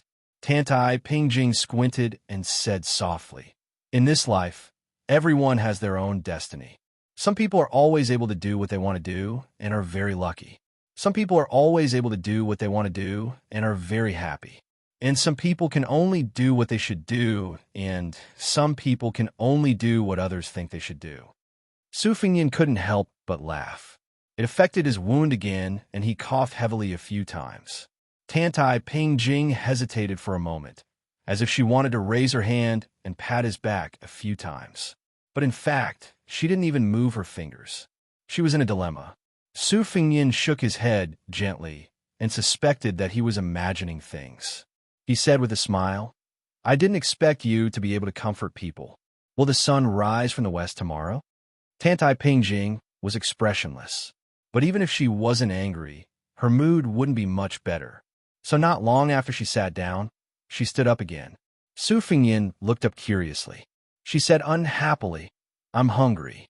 Let's go for a midnight snack. Only when you are full will you have the strength to fight." Tantai Pingjing flew from the top of the city wall into the city. Su Fengyan laughed softly behind her. "Silly big guy, although the memory left by your master is very fragmented, I can tell you one thing. He cared about you very much.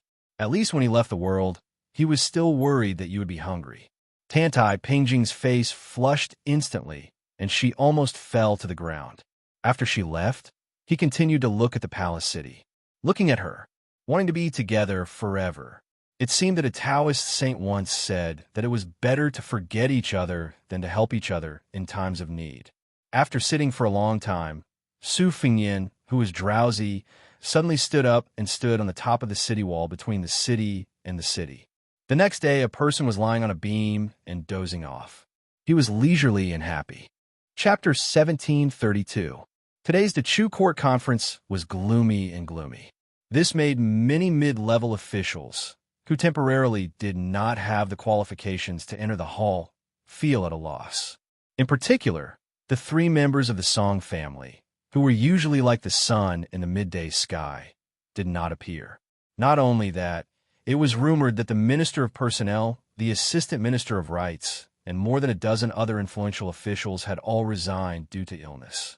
It was the emperor who had ordered Chi Su, the deputy commander of the palace guards, who had suddenly taken sole power overnight, to lead soldiers to each of the manors to invite the various officials to participate in today's court conference. As a result, this group of important people from different camps and different mountains appeared late together, attracting attention. Regarding the turmoil in the capital yesterday, most of them had heard of it. However, that disturbance had occurred within the imperial city, and the entire city had been placed under martial law very quickly. Many of the officials had only received bits and pieces of information. However, there was no doubt that the northern Liang vassal king had caused quite a bit of trouble. His arrogant declaration that had been heard throughout the city had shocked many people, left many people at a loss, and made many people angry.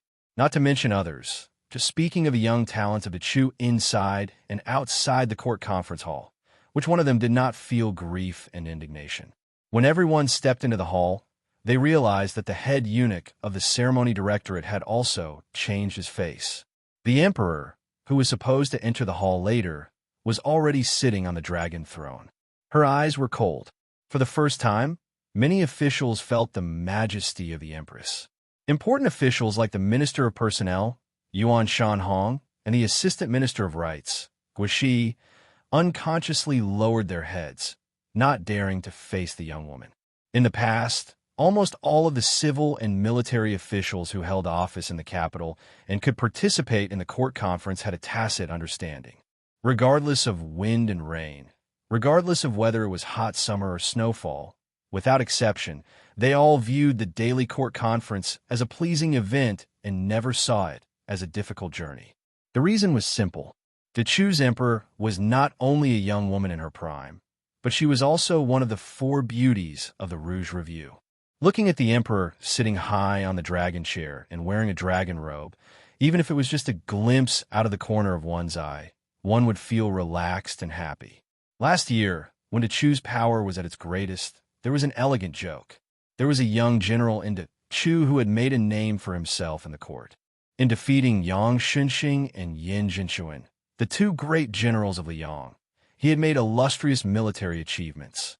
When he followed the main general, Xianxia, into the capital to meet the emperor, he actually blushed during the symbolic monarch and official question and answer session in the court assembly. It was as if he was suffering from a mental illness. He couldn't say a single word, causing the entire hall to roar with laughter. If it weren't for the head of the secretariat, Sun Shiji, who was sitting on the chair, quickly shouting for them to stop, the laughter would probably have traveled far into the hall. Today's court conference was no longer as harmonious as before. Most of the officials sitting toward the back of the hall secretly craned their necks and sized up the head of the secretariat, who was sitting on the chair with his eyes closed. They tried to see some clues from the face of this old man, who was known to be the most important person in the world. Unfortunately, other than the old man not leaning back slightly like before and doing his best to sit upright and still, there was no strange expression on his face. Compared to the numerous civil officials who were walking on thin ice, the military officials in the court were much calmer. He Taisheng, who had a smooth career into choose officialdom, had disappeared. It was not that his family had not inquired about the news. They had even gone to the Song family to visit, but the door to the Song manor was tightly shut. Last night, the other deputy commander who held military power also did not return home. However, at least some news had spread out from the royal palace. It was not to the extent that he would lose his position and be imprisoned. No matter what was said, there were only about 20 or so seats in the Jingdo and Jingji army that could be used in public.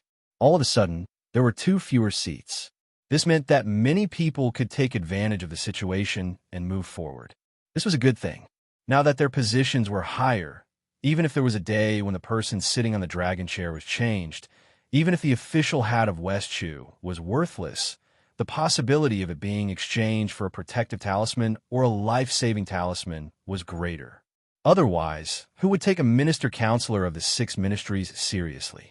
If they really wanted to settle accounts in the future, if the official hat on their heads was not high enough and their status was not high enough, then they could be removed.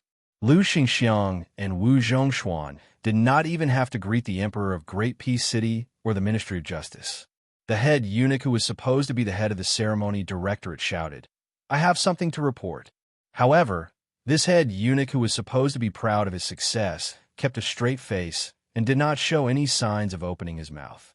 The Empress of the Chu sat there. In the past, she always gave people a feeling of restlessness. At this moment, she seemed extremely high and mighty, like a monarch who had accumulated great prestige from ruling the world for many years. She went straight to the point and said, "Ever since I ascended the throne, I have heard too much from all of you. Today, all of you just need to listen to me. There is no need for you to say anything." Some people had already begun to shrink their necks and swallow their saliva. It was to the extent that everyone forgot to kneel in the main hall. The assistant minister of the Ministry of Personnel, Yuan Shanhong, happened to be standing behind the Minister of Personnel. Because he was looking down, he happened to see the minister's legs trembling. Was this still the Yuan Lianhua, who was known as the best talker in the world? Was this still the heavenly official of the Ministry of Personnel, who was always high-spirited in court and even dared to make trouble for the frontline commander, Xianxia? The first female emperor in the history of the Central Plains, Xianxia, looked down at the group of civil and military officials. The room was full of purple and yellow crowns. Outside the door, there were a few officials who realized that they should have stood up after kneeling. They looked into the main hall with blank faces and looked at her. Then, they quickly lowered their heads under her gaze. She said in a low voice, "The deputy commander of the Imperial Guards, He Taisheng, has been sentenced to death. The former deputy commander, Gu Sui, has been transferred to the position of deputy general of the Southern Jingji Army." He Taisheng was dead. Although the high-ranking officials in the imperial court had already made some guesses based on the clues, when they actually heard the news, their faces were still full of shock and fear. It was inevitable that they felt some sympathy for the death of the rabbit. It was not that the life and death of the boorish man, He Taisheng, was important. Rather, it meant that the Song family, which dominated the Chu's court, had really collapsed. Since even the Song household, which had 3 ministers, had completely lost power, Then who in the imperial court could live to 100 years old? The scariest thing was that the head of the Hall of Secretaries, who had always been on good terms with the Song family, did not seem surprised at all. He still did not open his eyes. The Gu family, which was slightly inferior to the Song family, was still a behemoth with deep roots into Chu. The former deputy commander, Gu Sui, was the eldest grandson of the current provincial right servant, Gu Yang. However, the Gu family was criticized by Gu Sui's elders. In the Gu family's second branch, there were 3 people who had been in Liang for many years. It was just that their career in Gangnam-do was not smooth. Furthermore, when West Chu was reinstated this time, none of the 3 Gu family members, whose official positions were only the size of sesame seed, were willing to return to their roots. They even quickly wrote a letter of severance to the family. Under Gu Yang's personal supervision, the 3 people's names were removed from the family tree. At that time, many officials treated the Gu family's dirty laundry as a joke. When the Liang army came to encircle them from 4 fronts, everyone suddenly realized. Hearing that the eldest grandson of the eldest son was only going to be a deputy general of the southern Jingji army, Gu Yang lowered his head and his expression could not be seen clearly. However, the young emperor's next words were no less shocking than thunder in his ears. The provincial rights servant, Song Wenfeng, was ordered to die. Gu Yang, who had just been relieved of a heavy burden, was shocked.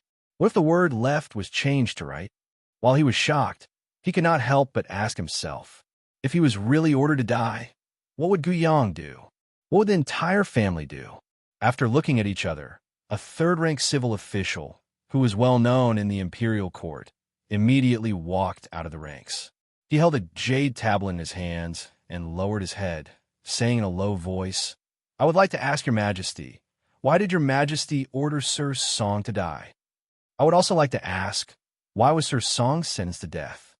After 2 seemingly rude questions, this official, who was related to the Song household by marriage for several generations, simply raised his head and stared at His Majesty's face.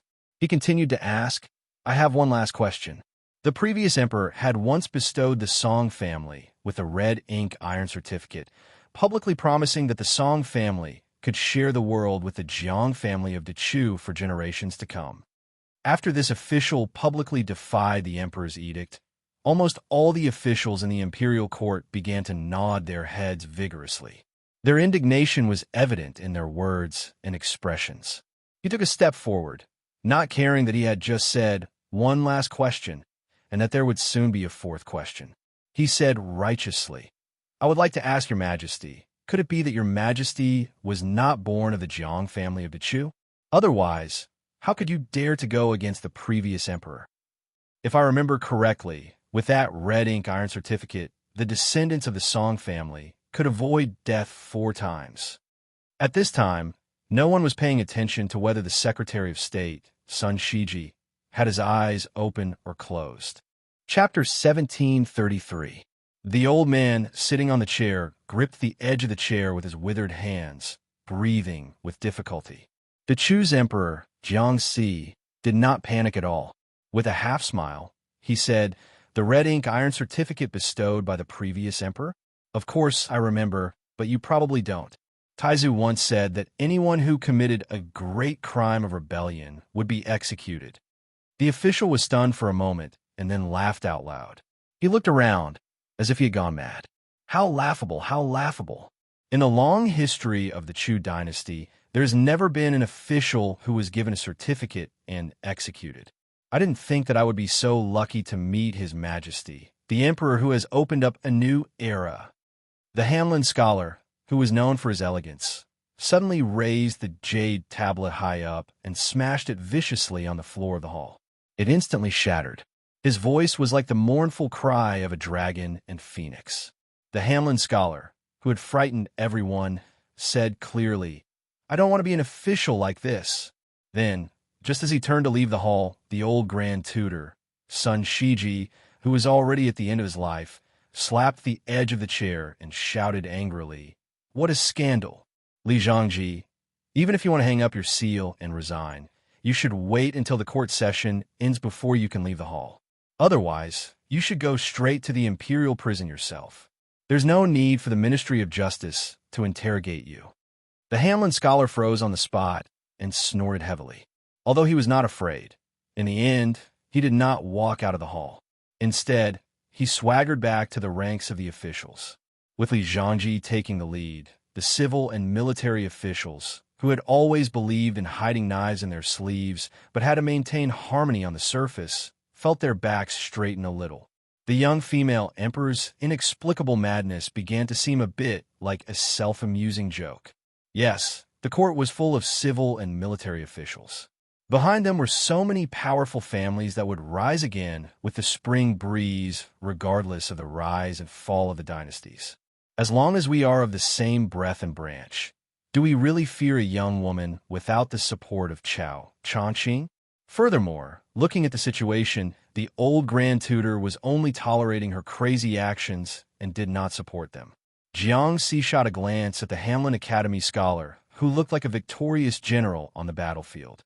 He sneered and said, "Li Xianxia, I heard that you claim to be an ancient and modern scholar. You don't even need to look at them. You can only judge the good and bad based on your nose." Just as Li Xianxia flew into a rage out of humiliation and was about to refute, Cheng Wenyu, a famous scholar of the same generation in the literary world who had been the most critical of Li Xianxia, walked out of the ranks unexpectedly. He didn't even hold up the jade tablet. Instead, he held it in one hand and said with a smile, "Although the scholars of the Chu have no objections to Master Li's poetry and prose, Your Majesty must know that even this old man of the Song family in Liang, the son of this old man Song, once commented that writing is like a fierce general on the battlefield commanding troops in a fierce battle without rest. It is also like a ruthless official handling a case, scrupulous to the end, strict but not lenient. Although it is a little biased and fair, it can be said to be extremely powerful. Your Majesty, let's not talk about Master Li's ability as an official, but this essay, although Cheng Wenyu didn't say the last half of his sentence, the meaning behind his words was very clear. Li Xianxia's scholarly essay was definitely not something that Xianxia could comment on. What was even more thought-provoking was not the common cynicism and ridicule that scholars were used to. Of course, for a court official to directly face the monarch and ridicule him, there was no lack of unyielding people in history, but there certainly weren't many. Cheng Wenyu's magnificent feat was still very praiseworthy. Perhaps in the future, it would go down in history and be written about by later generations of historians. Other than that, what was really worth chewing on was Cheng Wenyu's righteous words on behalf of his sworn enemy in the literary world. This meant that not to mention the other officials, even Li Xianxia, who was at the very least attached to the towering tree of the Song family at that time, was no longer fighting alone. The two aristocratic families behind Cheng Wenyu had been forcefully pulled onto the Song family ship that should have already sunk into the Guangling River. This wasn't adding flowers to brocade, but rather firmly helping to light the lamp in the darkroom. Following Cheng Wenyu's departure from the ranks, a knowing smile rose to the corners of the lips of many officials who had been frightened because of their dirty dealings. Very quickly, an official from the back row also stepped out. However, he didn't have Li Xianxia's heroic spirit that reached the clouds, nor did he have Cheng Wenyu's noble character and unquestionable integrity. He only trembled with fear as he spoke to the emperor. After all, the Song family had been to Chu's cornerstone for 300 years. The war between the two countries was raging like a raging fire. Blaming the Song family at this time would chill the hearts of the soldiers on the front lines. Xianxia was indifferent. Sun Shiji turned his head to look at the young emperor with regret and pleading. He regretted that she shouldn't have suddenly used such a strong medicine onto Chu, a critically ill patient. He prayed that she wouldn't let her emotions affect her decisions. As the emperor of a country, he could hide a needle in silk floss. He could be gentle in his methods. He could be flexible in his methods. If he wanted to condemn someone, he could always find a pretext. He could deliberately cultivate factions in the court to maintain balance. He could even privately feel that the saying water can carry a boat, but can also capsize a boat did not make sense. However, he couldn't allow himself to become a true lonely person. He couldn't allow himself to become the public enemy of all the civil and military officials in the court. After all, when the flood reached the heavens, the people who were in the same boat as him were precisely those officials in the court. If the person who sat on the dragon throne ended up in a situation where everyone in the boat was the enemy of the country, then there would really be a change of dynasty. Sun Shiji's lips trembled. The old man no longer had the strength to speak loudly. He could only repeat in a low voice that sounded like he was mumbling to himself, "Your Majesty, please reconsider. Your Majesty, please reconsider," Xianxia said expressionlessly. Oh? Did this old man of the Song family, who lost his integrity in his later years, say that? Zhen has never heard of it. Zhen has only heard from Chao Chongqing that you, Li Chongji, only have the air of a paper craftsman, the air of a scholar of the same weight, and the air of a refined scholar.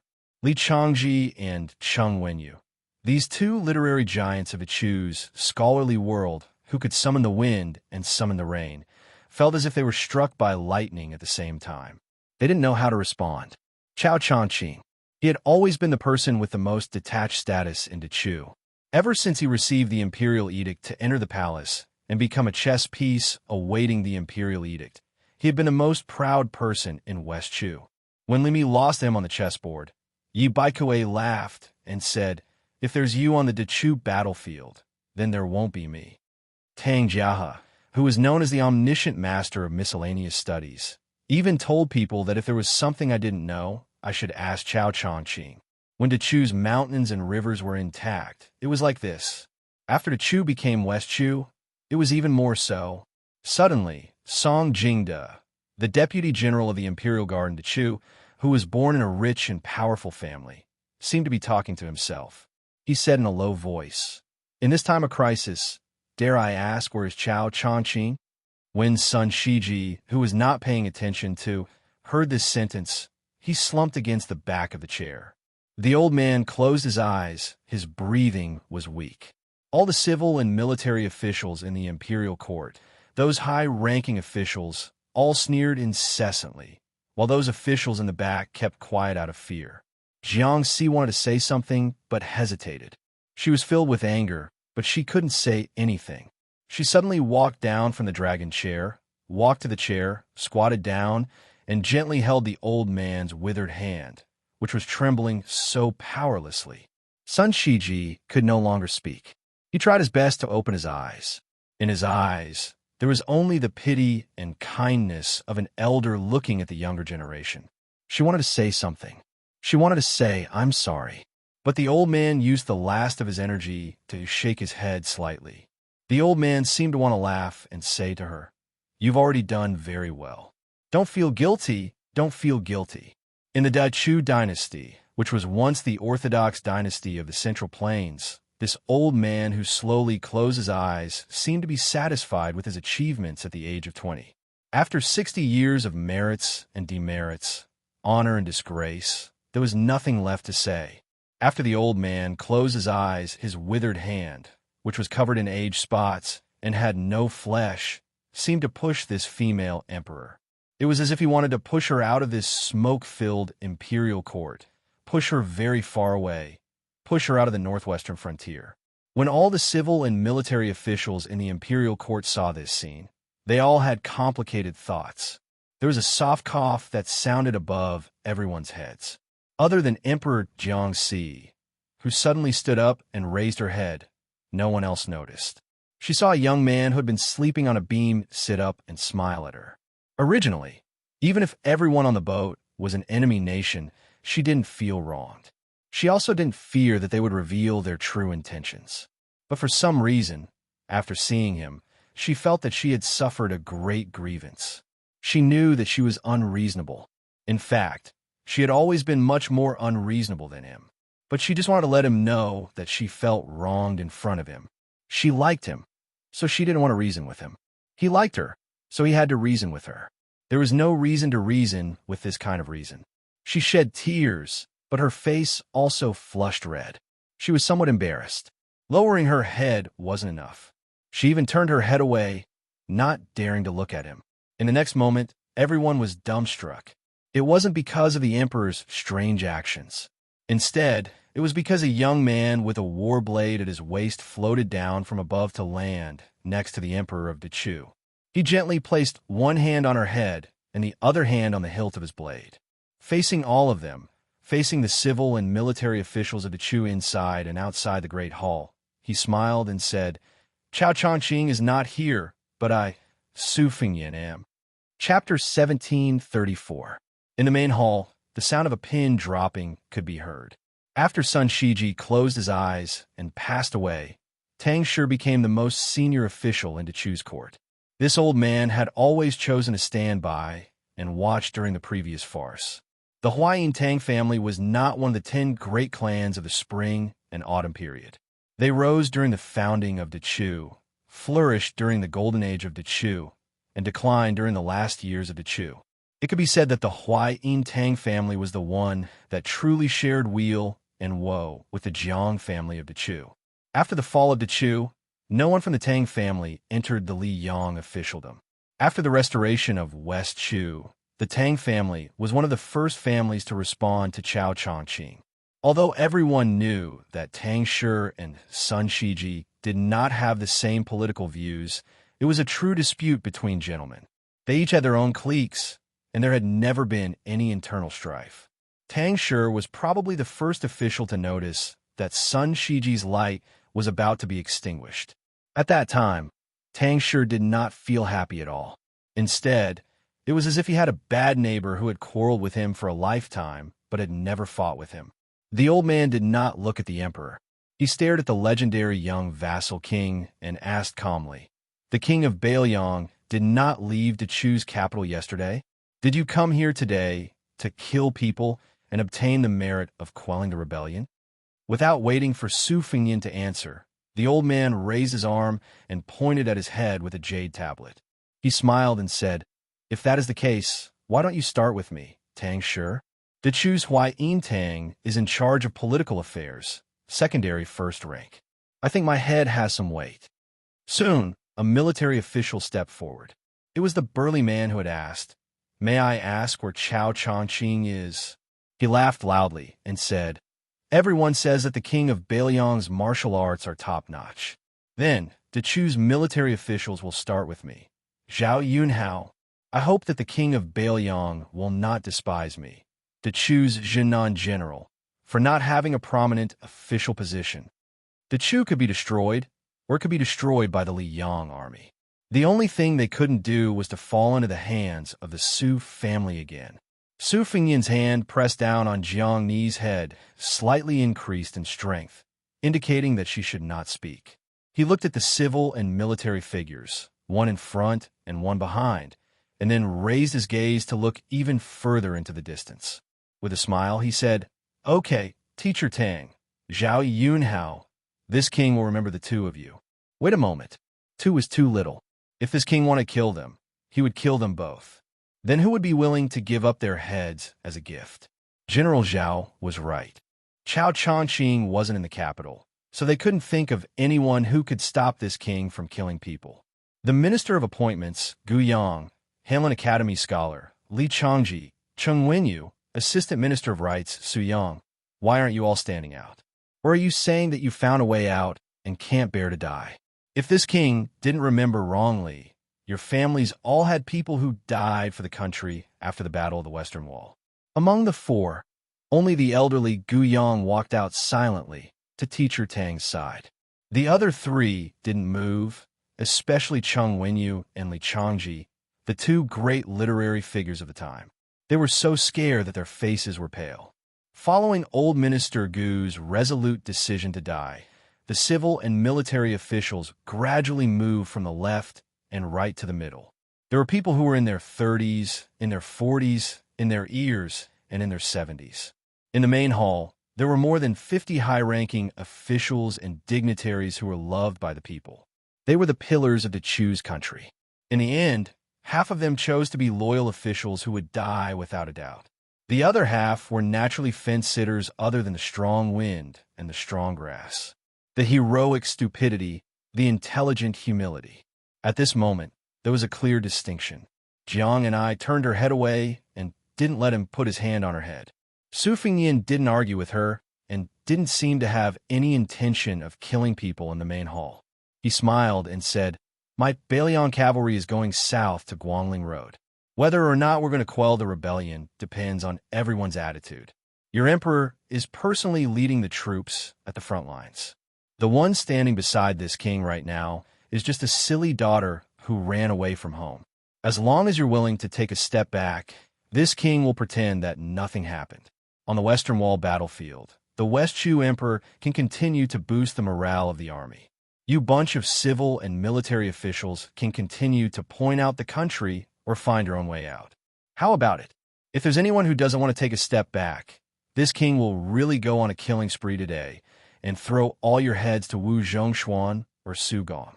As for whether you believe me or not, that's up to you. I'll give you the time it takes to burn a stick of incense to weigh the pros and cons."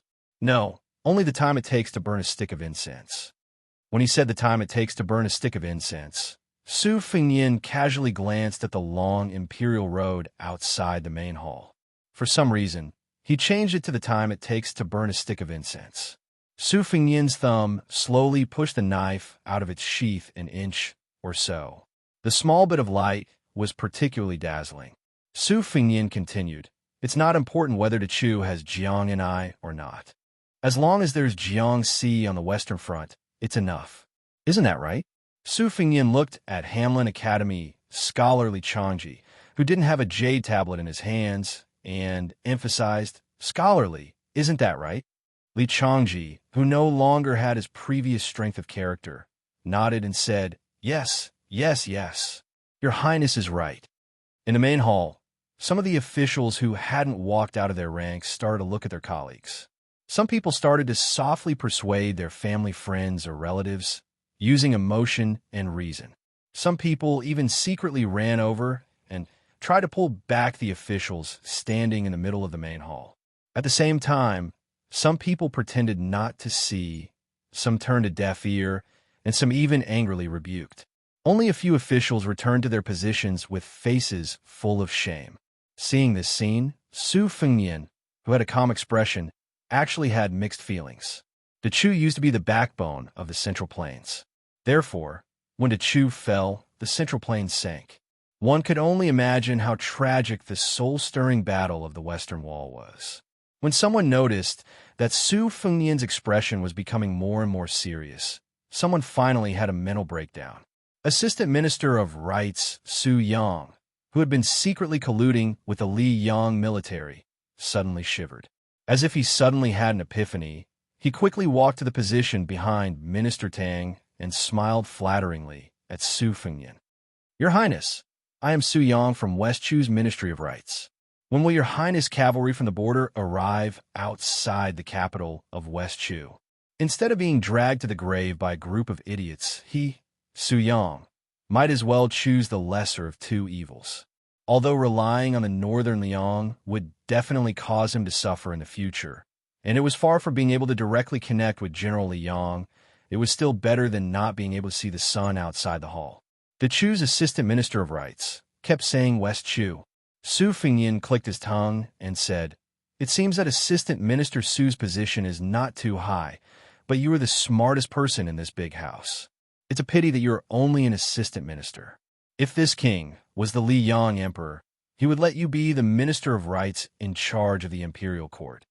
Su Yang, who was sweating profusely, was able to become an assistant minister. After all, he was not really that stupid. How could he not hear the ridicule in the young king's words? He said resentfully, "Your Highness, you are overpraising me." Su Fengnian moved his thumb away, and the cold blade quickly returned to its scabbard. Su Yang was immediately delighted. Su Fengnian turned his head and stared at Jiang and I. He softly teased, "Yesterday, I didn't insist that you immediately leave the capital because I was afraid that you would be unable to think clearly. Today is different. If you still don't understand, then I will have to knock you out and carry you away." She blinked, and her eyelashes trembled slightly. Su Fengnian did not turn his head. He reached out and casually pointed at the civil and military officials. "There are people like Master Tang, Gu Yang, and Zhao Yunhao. It means that your trip to West Chu was not in vain." But there are also people like Su Yang, Li Changji, and Cheng Wenyu. It means that you have no reason to stay in West Shu and wait for death. You're a stupid girl. Don't think that you are an emperor after being an empress for a few days. The Chu's people in West Shu are like what I told you yesterday. They have a choice. Most people are not destined to die. Now, they are in a situation where those who wish to die can die, and those who wish to live can live. Now, tell me, when will you leave with me? She subconsciously wanted to turn around. If something happened, she would hide first. Chapter 17:35.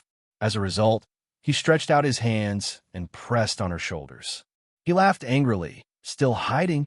Su Fengyan stared at her. He suddenly lowered his voice and whispered, "I'm not trying to scare you this time. If you don't leave now, I'll be in trouble, and it won't be small." Her expression changed dramatically. She said, "Wait for me." Then she ran to the side door of the main hall. However, she suddenly turned her head and smiled brightly at him.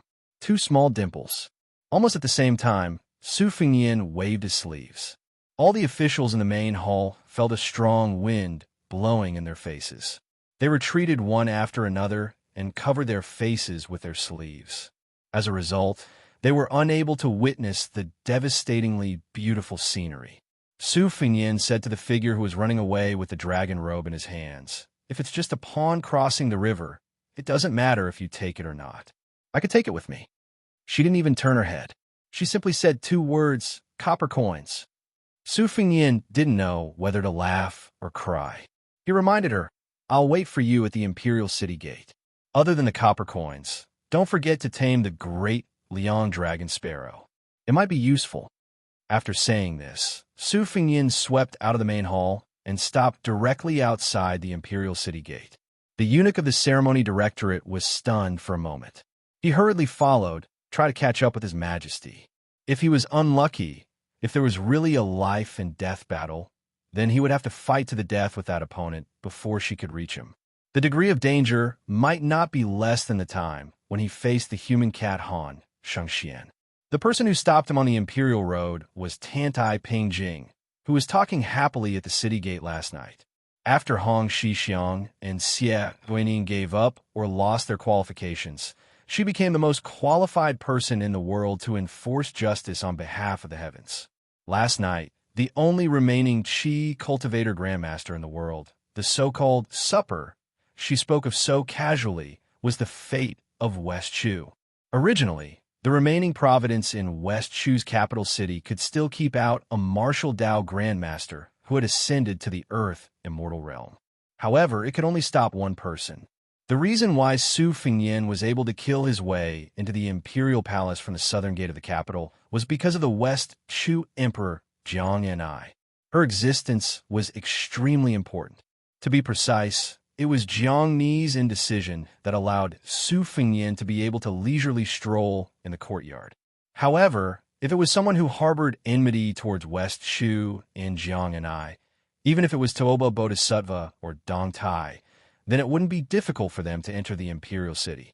Like Su Fengyan, they could also kill the two city guards. However, if they were to face Jiang Ni's 100,000 swords, then Jiang Ni's chances of victory would most likely be higher. If one did not enter the celestial phenomenon realm, one would not know the mysteries behind this kind of indescribable advantage. Su Fengyan originally thought that no matter how bad his luck was, Tantai Pingjing would not fall out with him now. However, Su Fengyan raised his head to look at the sky and then looked at the human world in the distance. His eyes were in a trance. In an instant, heaven and earth turned upside down. It was not a banished immortal, but a real countless celestial beings in the human world. Su Fengyan closed his eyes and exhaled softly. With one step, it was the difference between yin and yang, the difference between heaven and earth. Su Fengyan's figure seemed to walk into a water curtain and disappeared into thin air. In the Taiji Palace, the atmosphere was solemn. When the young vassal king left, all the civil and military officials were stunned for a moment. First, the head eunuch, who had been instructed by the emperor to carefully move Sun Shiji's body out. In the end, only the head eunuch of Pingzhong silently followed, as if he was carrying a coffin. The other officials stayed in the palace and did not move. Li Changji and Cheng Wenyu both cursed Bailiang in a low voice. The assistant minister of rights, Su Yang, who had unknowingly become the center of attention, was calm. Even when General Zhao Yunhao angrily reprimanded him for not having the dignity of a great Chu official, Su Yang only sneered. The Secretariat and Minxia provinces were like dragons without a head. Chao Chongqing, who was in charge of the 6 ministries, was also missing. This made the Minister of Personnel, Gu Ling, the most important official in the palace. Gu Yang looked at the chaotic scene. Although his heart was in a mess, the heavenly official of the Chu still said in a deep voice, "Regarding today's matter, I ask everyone to keep your mouth shut after you leave the court. You must not mention His Majesty's departure from the capital. Remember, His Majesty is still at the front line of the Western Wall battlefield. His Majesty is personally leading the army for the Chu. If anyone can't keep their mouths shut, I will do my best to punish them, even at the risk of being cursed. Don't say that I didn't warn you." General Jinan Zhao Yunhao, who belonged to a different camp from Gu Yang's faction, said gloomily, "This time, I am willing to be Lord Gu's lackey." The Minister of Revenue was a good man in his 70s. He was once known as the master of making mistakes in the Chu's previous dynasty. This time, he also made an unprecedented firm statement. "Everyone, listen to me. In times of crisis, we should help each other in the same boat. Don't do something that will harm others and harm yourself. The Chu is beyond cure. We should be careful with our words and actions." Gu Yang suddenly stared at Su Yang. "What do you think, Assistant Minister Su?" Su Yang smiled and said, "If someone else had said this, I, Su Yang, would have let it go. But since it's Minister Gu, it's different." What he meant was that he, Su Yang, was about to find his next home. If anyone tried to stop him from fishing in troubled waters, he wouldn't care about them. But since it was Gu Yang, the minister of the Ministry of Personnel, who was also flirting with the Liang Imperial Court, then they should all take it easy. Since everyone was going to sell themselves to Liang's Zhao family, let's not haggle over the price now. Otherwise, the price of jade would be reduced to the price of cabbage. Wouldn't that be benefiting Liang for nothing? Gu Ling nodded. Su Yang keenly caught the look of disdain in the minister's eyes. The assistant minister sneered in his heart. "At the end of the day, you and I are both prostitutes in a brothel. Your Gu family's price is just a little higher. I, Su Yang, am just a little less cultured than you in the main hall today. But Lord Gu, don't you find it embarrassing?" The only great general in West Chu's imperial court who was currently in the capital, General of Agile Cavalry Qianxia, said in a deep voice, "From this moment on, the entire city is under martial law. Only those who enter the city are allowed to leave." This sentence was only slightly surprising, but the next sentence made some people's faces turn pale. If the imperial guards and spies in the capital find out that someone's family has a carrier pigeon flying, then they will be punished for treason. Their entire family will be executed immediately. Outside the palace, a palace eunuch wearing a python robe carried a corpse wrapped in silk and quickly walked towards the carriage outside the palace. The head of the Tang family in Huaiyin, the Chu's secondary first-rank official, Tang Shi, followed behind him and said sadly in a low voice, "Son Shiji, people say that people should walk towards higher places. Why did you come from Liang's imperial court to this one?" Tang Shi's old tears flowed down his face. He suddenly quickened his steps and shouted to the eunuch, "I'll carry him." The eunuch looked at the old man in surprise. Tang Shi smiled sadly and said, "An old man carrying a dead person. What's the harm in being slower?" Tang Shi carried son Shiji on his back and slowly walked forward.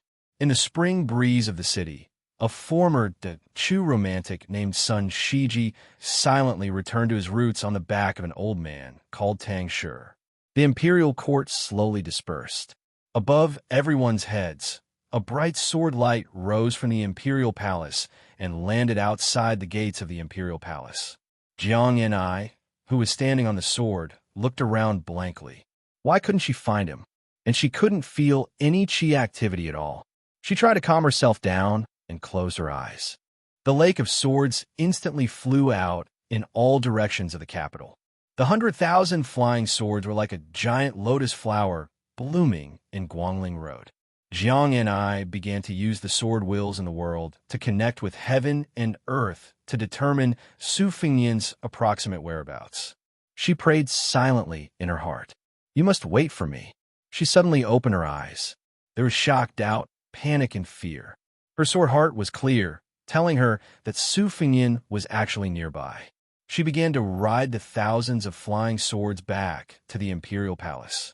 Then she found that several swords were obstructing her sword heart, as if they were taking a detour. She rode the swords and hovered in the air. She raised her head. If there was a powerful Qi cultivator grandmaster like Tantai Pingjing watching from the side, she would be able to see a giant white dragon occupying the capital, spitting out a dragon pearl. And that dragon pearl was about to shatter. Chapter 1736. When Su Fingyan was dozing off on the beam in the hall, the tall woman in white should have attracted a lot of attention in the downtown area of the capital. But in fact, no one looked at her directly except for a few sideways glances. She was a loss. If the Qi cultivators of the North sect were dependent on the Liang dynasty, they were a group of very different ministers who supported the dragon. Then the Qi cultivators of the Guanyin sect of the South Sea were much purer. They walked quietly between heaven and earth like real immortals. As the suzerain of the Guanyin sect, Tantai Pingjing, a woman in her 30s, was already 100 years old. Otherwise, the ancestor of the sword-eating sect, Sui Siegu, would not have been obsessed with her for half his life. Tantai Pingjing was certainly out of the world. She moved her sect to the north from the South Sea to Bailiang. The reason was that the Great War of Liangmang was imminent, and they needed the Qi cultivators to bridge the river for the countless wandering souls in the world. It was also equivalent to accumulating merits for their own cultivation. Although Su Fingyan had some doubts at that time, in the territory of Bailiang, no matter Tantai Pingjing's personal cultivation or the strength of the entire Guanyin sect, they could not cause too much trouble. He just let it be. The Bailiang sect opened the door to this group of immortals in white. But Su Fingyan did not really ignore it. One should know that on the immortal noisy land map that sold Charcoal Girl, the person who ranked first was Xie Guining, and Su Fingyan followed closely behind. Presently, Xie Guining was already a stray dog and was still being pursued endlessly by Deng Tea. Then, in Su Fingyan's eyes, amongst the opponents that he truly had to fear in the world, Tantai Pingjing was already the fully deserving number one person in his heart. Before last night's reunion on the city wall of West Chu, Su Fingyan had always thought that even if Tantai Pingjing wanted to do justice for heaven, she should do it after Chao Chongqing's death. But he did not expect that even if Chao Chongqing was still alive, she could already absorb the remaining fate of West Chu. Today, after Jiang and I decided to leave Guangling sect, she simply absorbed the fate of Dechu's Jiang family like a whale. Su Fingyan took a step out and left the vicinity of the imperial palace. Then, he took another step and arrived at a seemingly ordinary downtown area. There were all sorts of shops and stalls along the streets. The common people in the marketplace were weaving together, and there were all sorts of people. Yellow dogs were lying on the ground and dozing off, while birds were circling the eaves of the buildings. It was a scene of peace and prosperity. The sun was high in the sky. Su Fingyan stood on one side of the street. The woman in white stood on the other side. Even with Su Fingyan's terrifying eyesight, he could not see her face clearly. It was blurry. He could only see her standing alone in the downtown area. Su Fingyan hesitated for a moment. Finally, he took a step forward. In an instant, there was silence. But in an instant, there was noise again. Two old men in plain clothes brushed past Su Fingyan on the left and right. They seemed to be whispering, "Tai Bai's talent is too high. He showed off his talent too much. He lost his peaceful heart. What a pity. Old Du, you entered Shu after the fall of your country. You no longer have the talent, only the air of an old fool. Don't belittle me." Su Fingyan was shocked. He did not turn to look at the two old men. Out of the corner of his eye, he saw several vendors on the left. Some were selling jades, some were selling paintings, and some were selling hairpins. Someone held up a jade stone that looked like a seal. "I have 3 seals." They are respectively engraved in Xiaozhuan, heaven's mandate jiang, covering the heaven and earth, praising the gods, and upholding 10,000 directions. Who wants it? I'm only selling it for 5, 2, 3 coins today. Soon, a peer laughed and scolded loudly. Who are you trying to fool? It's already worthless 20 years ago. It's already expensive for 3 coins. Someone spread out his hands in front of his chest. Between his hands, it was faintly discernible. It was as if a picture scroll was spread out. It was as if there were mountains standing tall and rivers flowing. This Defeng's landscape painting only costs 2 coins. Another brush holder waved his hand and looked at Su Fengyan with a smile. He said lazily, as long as it costs 1 coin, I, Wu Gusu, will give you 500 characters. In Su Fengyan's line of sight, the simple and old-fashioned brush in the hands of the brush holder was surrounded by 2 iron trees. Soon, another brush holder smiled and said, 1 coin for 500 characters is a fair price. However, does this guest want to take a look at the brush in the hands of Han Songs Han? 1 coin for 5 is enough to write 20 years of brilliant literary talent. I remember that in the early years, a child of the Jiang clan once bought a brush for me. Wu Gusu, Northern Han's master of calligraphy. Han Songs Han, a world-renowned literary hero of the Southern Tang dynasty. Su Fengyan did not reply and continued walking. 2 people were sitting on small benches by the side of the road, playing chess. There was no chessboard or chess piece. However, in front of the 2, there was the faint sound of clanging hooves and flowing water. One of them angrily said, Li San Huang, you are so absent-minded. How can you negotiate with me? Do you really not want that paradise? Forget it, forget it. It's so boring. I won't take advantage of you when you are down. I'll first seal the market for 100 years. The person across from him sighed, his face full of pain. He turned his head to look at Su Fengyan, his expression complicated. Su Fengyan remained indifferent. The Chu state preceptor, Li Mi, the 3rd emperor of calligraphy. Someone walked over, carrying a 3-chi long sword chi. It was sword chi, not a sword. He shot a glance at Su Fengyan, who did not stop walking. After hesitating for a moment, he reluctantly gave in. He chattered endlessly. Why isn't that Bradley Chungang coming? Otherwise, I would definitely experience his 2-sleeved green snake. Humph. Is slaying a flood dragon worth bragging about? What's so strange about that? When this old man was alive, there were as many flood dragons as there were hairs on an ox. Only I don't know what kind of situation Dong Tai was in that night. If it weren't for the fact that touching a stranger would bring bad luck, why would this old man give way? Unlucky, truly unlucky. Who was it last time? Was Lu Lai again? This person is truly exceptional. Admirable, admirable. Su Fengyan walked forward step by step. His expression was as usual. On this street, no one was pretending to be mysterious. This was the truly terrifying part. If a person who loved dragons saw a true dragon circling the beam amidst the lightning, if a Taoist who subdued demons and demons really saw demons and monsters pouncing over ferociously, what should they do? As Su Fengyan walked forward slowly, there were voices of abuse. The Great Qin is ruthless and cruel. How can it occupy such a high position? However, as soon as these words were spoken, someone quickly stopped them in a low voice. Senior Immortal, please be careful with your words. In the mortal world, there are gods 3 chi above everyone's head. What's so different about us? In a short 200 years, the literary vein has been severely damaged. 300 years later, the Central Plains will face an unprecedented catastrophe. The Zhao and Su families are the main culprits. Fortunately, this place is not one of those places. Otherwise, you would have been destroyed long ago. How could this child dare to betray the heavenly Tao and join hands with the Wudong Taoist to sever the connection between heaven and earth? Mount Longhu should rise. Mount Wudong should fall. When that daring Lu Dongxian turned around and walked into the mortal world, Mount Wudong should have been extinguished.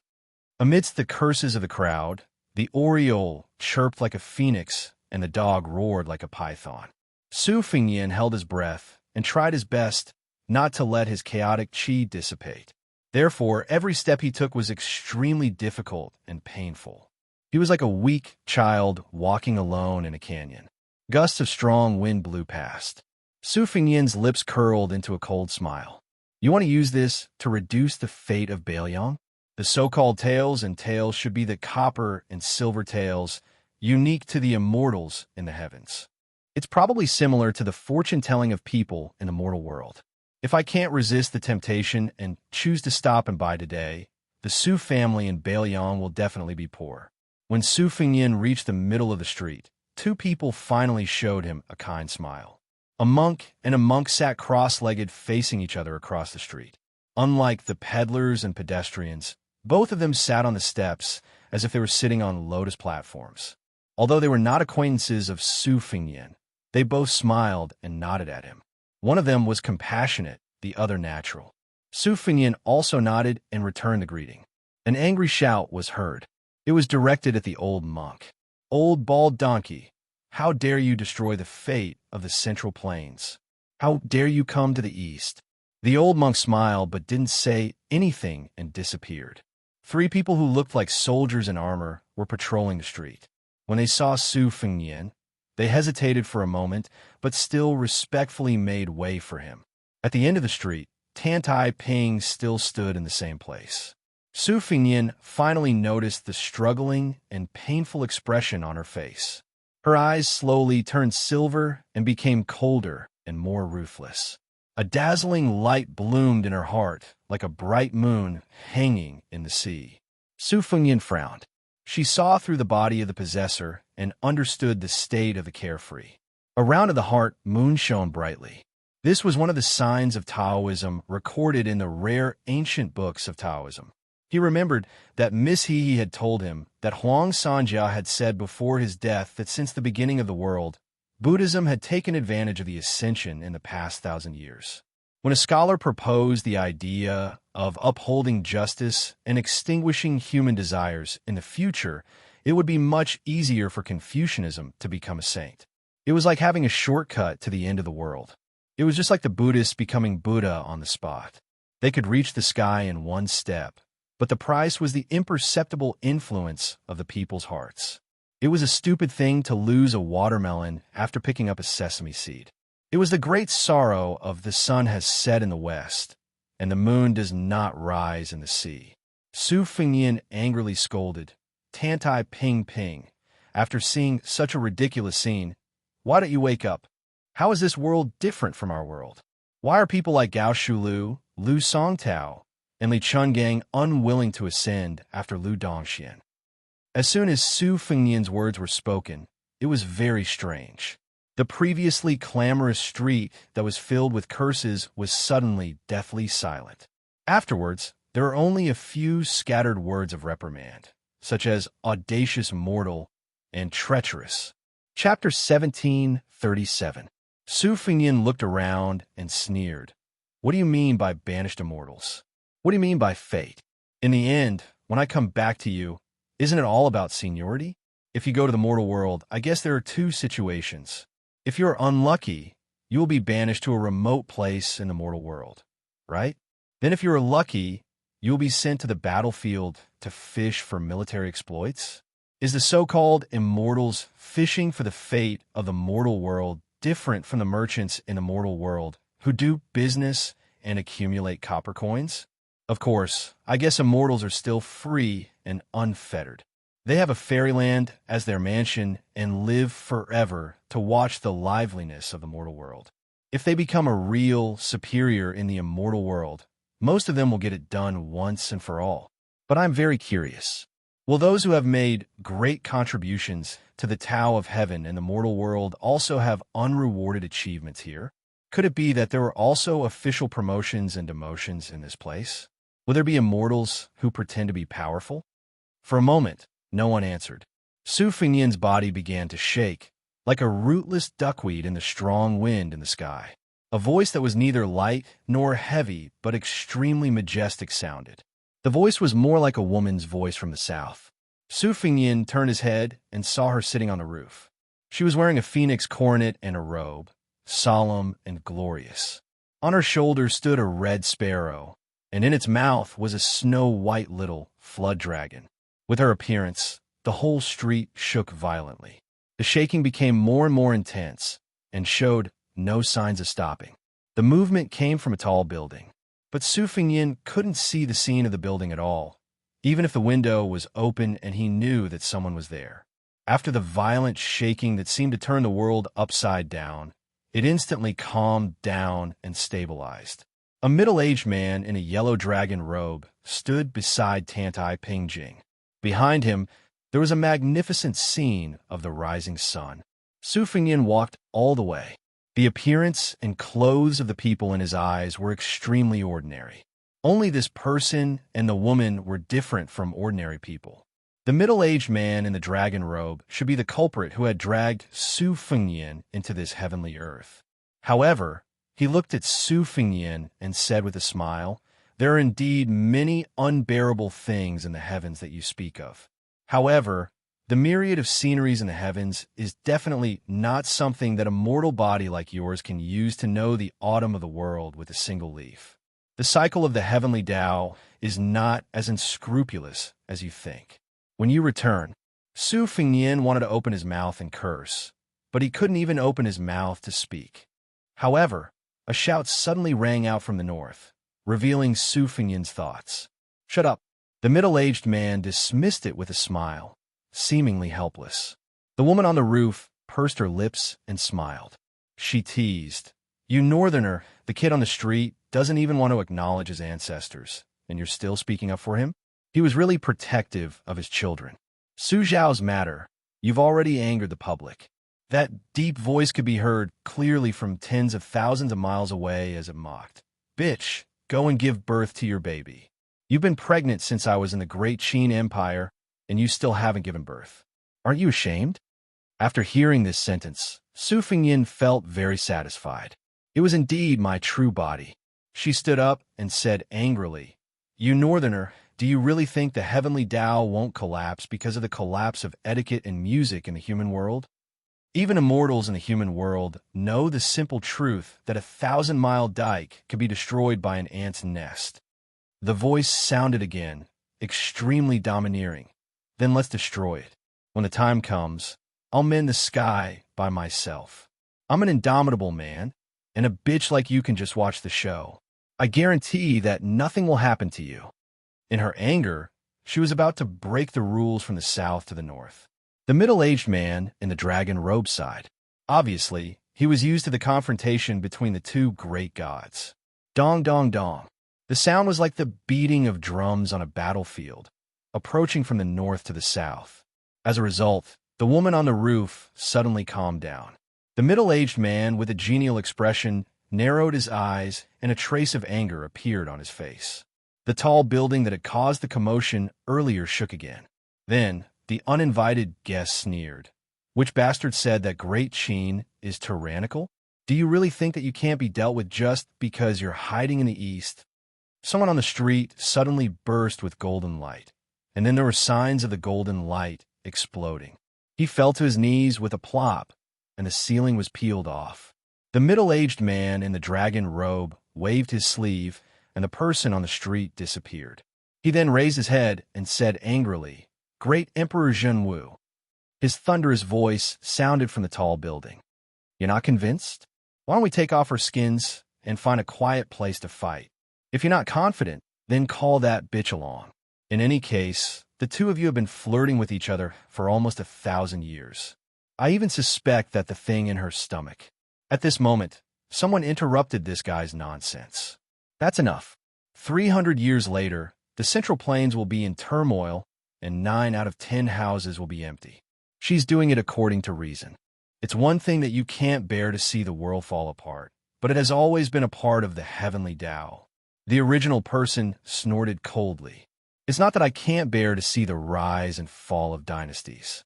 It's that guy on the street who can't wait to use his human incarnation to obtain the status of an emperor that will last for thousands of years. He wants to treat the world as his own land and take all the harvest for himself. This way, he can accumulate luck and seek a higher position. Moreover, He wants to use that kid and that little Taoist from Wudong Mountain to close the heavenly gate, but this person doesn't want to be stained with the heavenly Tao's karma.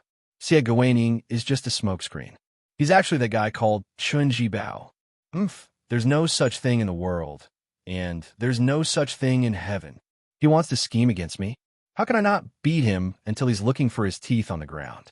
Su Fengnian heard himself speak intermittently. He couldn't hear clearly, but he understood the general meaning. And the person next to himself was Wang Xinji. At this moment, a woman and a young man who looked like mother and son appeared on the street. The young man smiled brightly, clasped his hands, and bowed. Behind the mother and son stood an old man who looked like a servant. He smiled but didn't say anything. Su Fengnian smiled.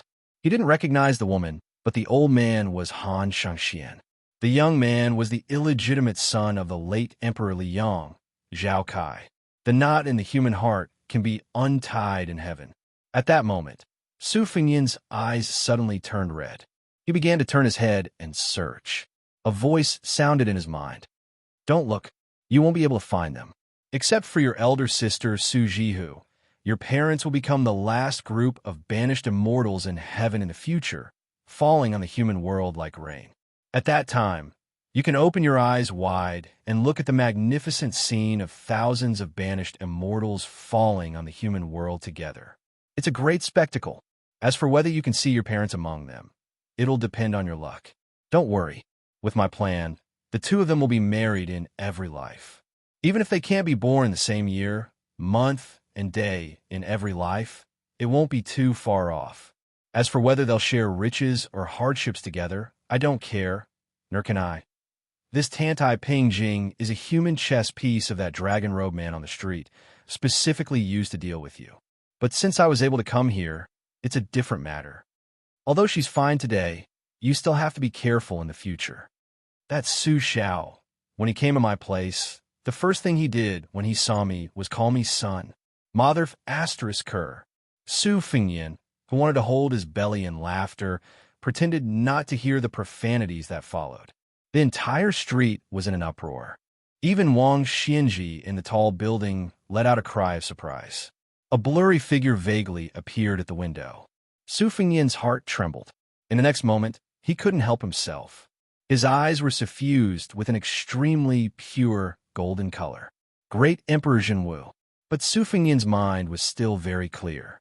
When he turned around, he saw the tip of a sword piercing through the heaven and earth bit by bit. From high above, a voice leisurely sounded. It sounded like a dragon's roar, a wooden fish, and a jade chime at the same time. It seemed to have made a conclusion about the heaven and earth. The dragon-robed, middle-aged man's face was gloomy. He exchanged glances with the woman on the roof, and then they both looked at the place where Wang Xinji stood. Finally, the three people disappeared at the same time, and Tantai Pingjing also disappeared. Great Emperor Zhenwu, or rather the Emperor of the Great Qin, looked at the young woman who seemed to have tripped over the threshold and stumbled into the house with a sword in her hand. His eyes were filled with grief. When he was alive, he called himself the Emperor of the Great Qin. After his death, he was honored as Great Emperor Zhenwu of the heavens. Not only did he oversee the Northern Celestial Court, but he also controlled half of the soldiers. He only felt guilty towards that gentle and timid woman. Although he couldn't say whether he had let it go or not, he couldn't turn a blind eye to it. Using Su Fengnian's mouth, he said to the young woman who hurriedly ran over, "I'm sorry." Jiang and I, the little mud man, replied to him with a cute and naive face, "Are you crazy?" The golden light in his eyes suddenly dissipated. Su Fengnian was stunned, and then he burst into laughter on the street. She was furious. He stretched out his hands and pulled her cheeks fiercely. "You're still the best."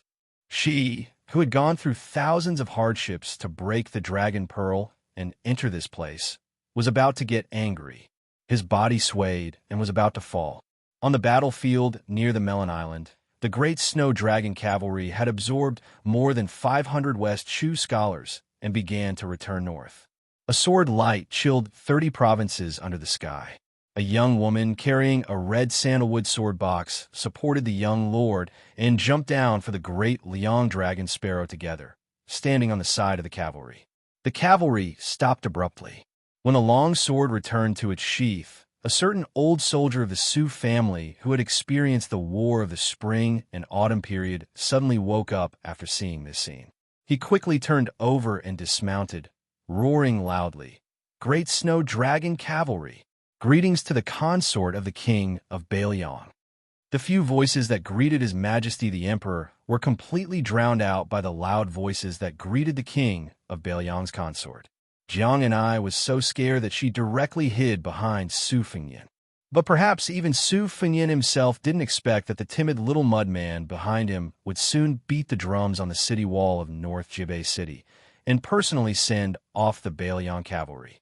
Chapter 1738. South of Liang, Jufeng Town was a hub of the longitudinal canal. It was originally a remote village that no one cared about, but in a short 20 years, it became a bustling town.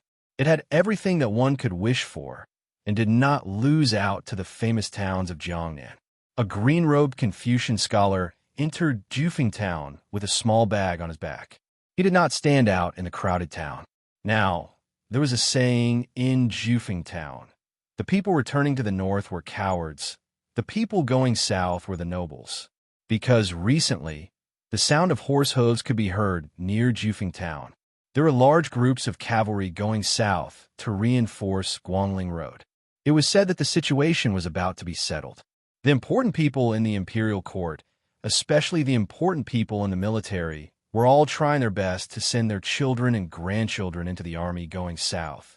The most exaggerated thing was that a certain old general, who was one of the stabilizing forces of the two Liaodong border, had just let his grandson get a position as a military officer. Very quickly, he chased his grandson out of the border army and threw him to the battlefield of Guangling Road. It was said that in a flash, he became the military advisor of the general of the southern expedition, Lu Xianxia. Naturally, his future was bright. This Confucian scholar did not find an inn to rest at, but went straight to the famous book market of Jufeng Town. On both sides of a 300 paces long street, there were large and small bookstores. Even though Jufeng Town's history was not more than 20 years, but many of the bookstores dared to advertise themselves as century-old shops. It was just that most of the people who bought books laughed it off and did not care about it. The Confucian scholar did not choose those bookstores with golden signboards, but entered a small and dark bookstore at the back of the street. Even though it was small, it had all the essentials. The father and son of this bookstore engraved books, sold books, and edited books. They did not have any rare books to sell, and they definitely did not find any famous books that could not be engraved by the imperial court. But the value was in their careful selection. Occasionally, there would be a few West Chu Southern Edict Edition or Northern Edict Edition. Whether it was good enough or not depended on personal preference. Seeing this Confucian scholar cross the threshold, the middle-aged shopkeeper, who was entertaining a group of young customers, smiled and hurriedly put down his business to welcome him. The Confucian scholar in front of him was a regular customer of his shop. He didn't come often, and he didn't buy many books, but for more than 10 years, he would visit almost every 2 years. Most importantly, he had a good chat with his father, so much so that his father, who rarely drank, would always make an exception and insist on pulling the Confucian scholar to sit down and have a drink with him. It was said to be a drink, but as they drank, they could drink at least 2 caddies of wine. The Confucian scholar smiled and asked, "Where is Brother Chu?" Last time, he said that he could not find the face-painted version of the insect under the light. "I brought it for him." The middle-aged shopkeeper calmly said, "Mr. Chow, my father passed away last year." The Confucian scholar was stunned for a moment. He was a bit sad, but he still took out the book from his bag. The middle-aged man smiled and said, "He left. When my father passed away, he was 70 years old. Before he passed away, he often smiled and said that it was rare to live 70 years old. Mr. Chow, my father was not sick or injured. He passed away after a good night's sleep. As his sons, there is no need for us to worry too much. However, before my father passed away, he often said that if he could have a drink with Mr. before he died, his life would be complete." The Confucian scholar with the surname Chow said apologetically, I originally had the opportunity to come here last year, but I left in a hurry and felt that it was inconvenient. If I had known, I would have come no matter what. Take this book. When you go back to Brother Chu's grave and offer him a toast, just burn it." The middle-aged shopkeeper smiled and joked, "Mr. Chow, then I won't give you any money." The Confucian scholar quickly smiled and waved his hand. After drinking so much wine for so many years, how could he have a nerve to ask for money? Right? If I remember correctly, your family's fisherman and woodcutter should be coming of age, right? The middle-aged man seemed to get angry whenever he talked about that bastard. He helplessly said, "Don't mention that bastard. Mr. Chow, you don't know that our family can't be considered a family of poets or scholars. But for better or for worse, we are people who interact with sages every day." Who would have thought that the older that kid grew, the more he refused to listen to advice? With his skinny bamboo body, he insisted on joining the army. Not long ago, he followed a few of his good friends in town to the county capital, saying that there was a back door that could be opened. If they were lucky, they could directly go to the south to fight. In the end, he came back sullenly. When I asked, he didn't say anything. Every day, when the rooster crowed, he would get up and run to the side of the canal. "Mr. Chow, that kid is old. As his father, my words have no effect. However, he has listened to you since he was young. If Mr. isn't in a hurry to leave, I'll go look for him. Mr., you must help me talk to him. If you can get him to come back to his senses, I'll give Mr. a set of West Chu's Chonwangwan's winter snow collection. That's a good thing that even my father couldn't bear to take away. He told me to keep it as a family heirloom and pass it down from generation to generation." Without waiting for the Confucian scholar with the surname Chow to say anything, the middle-aged shopkeeper didn't even care about his business and ran out into the street to look for his son, who was getting more and more worrisome as he grew older.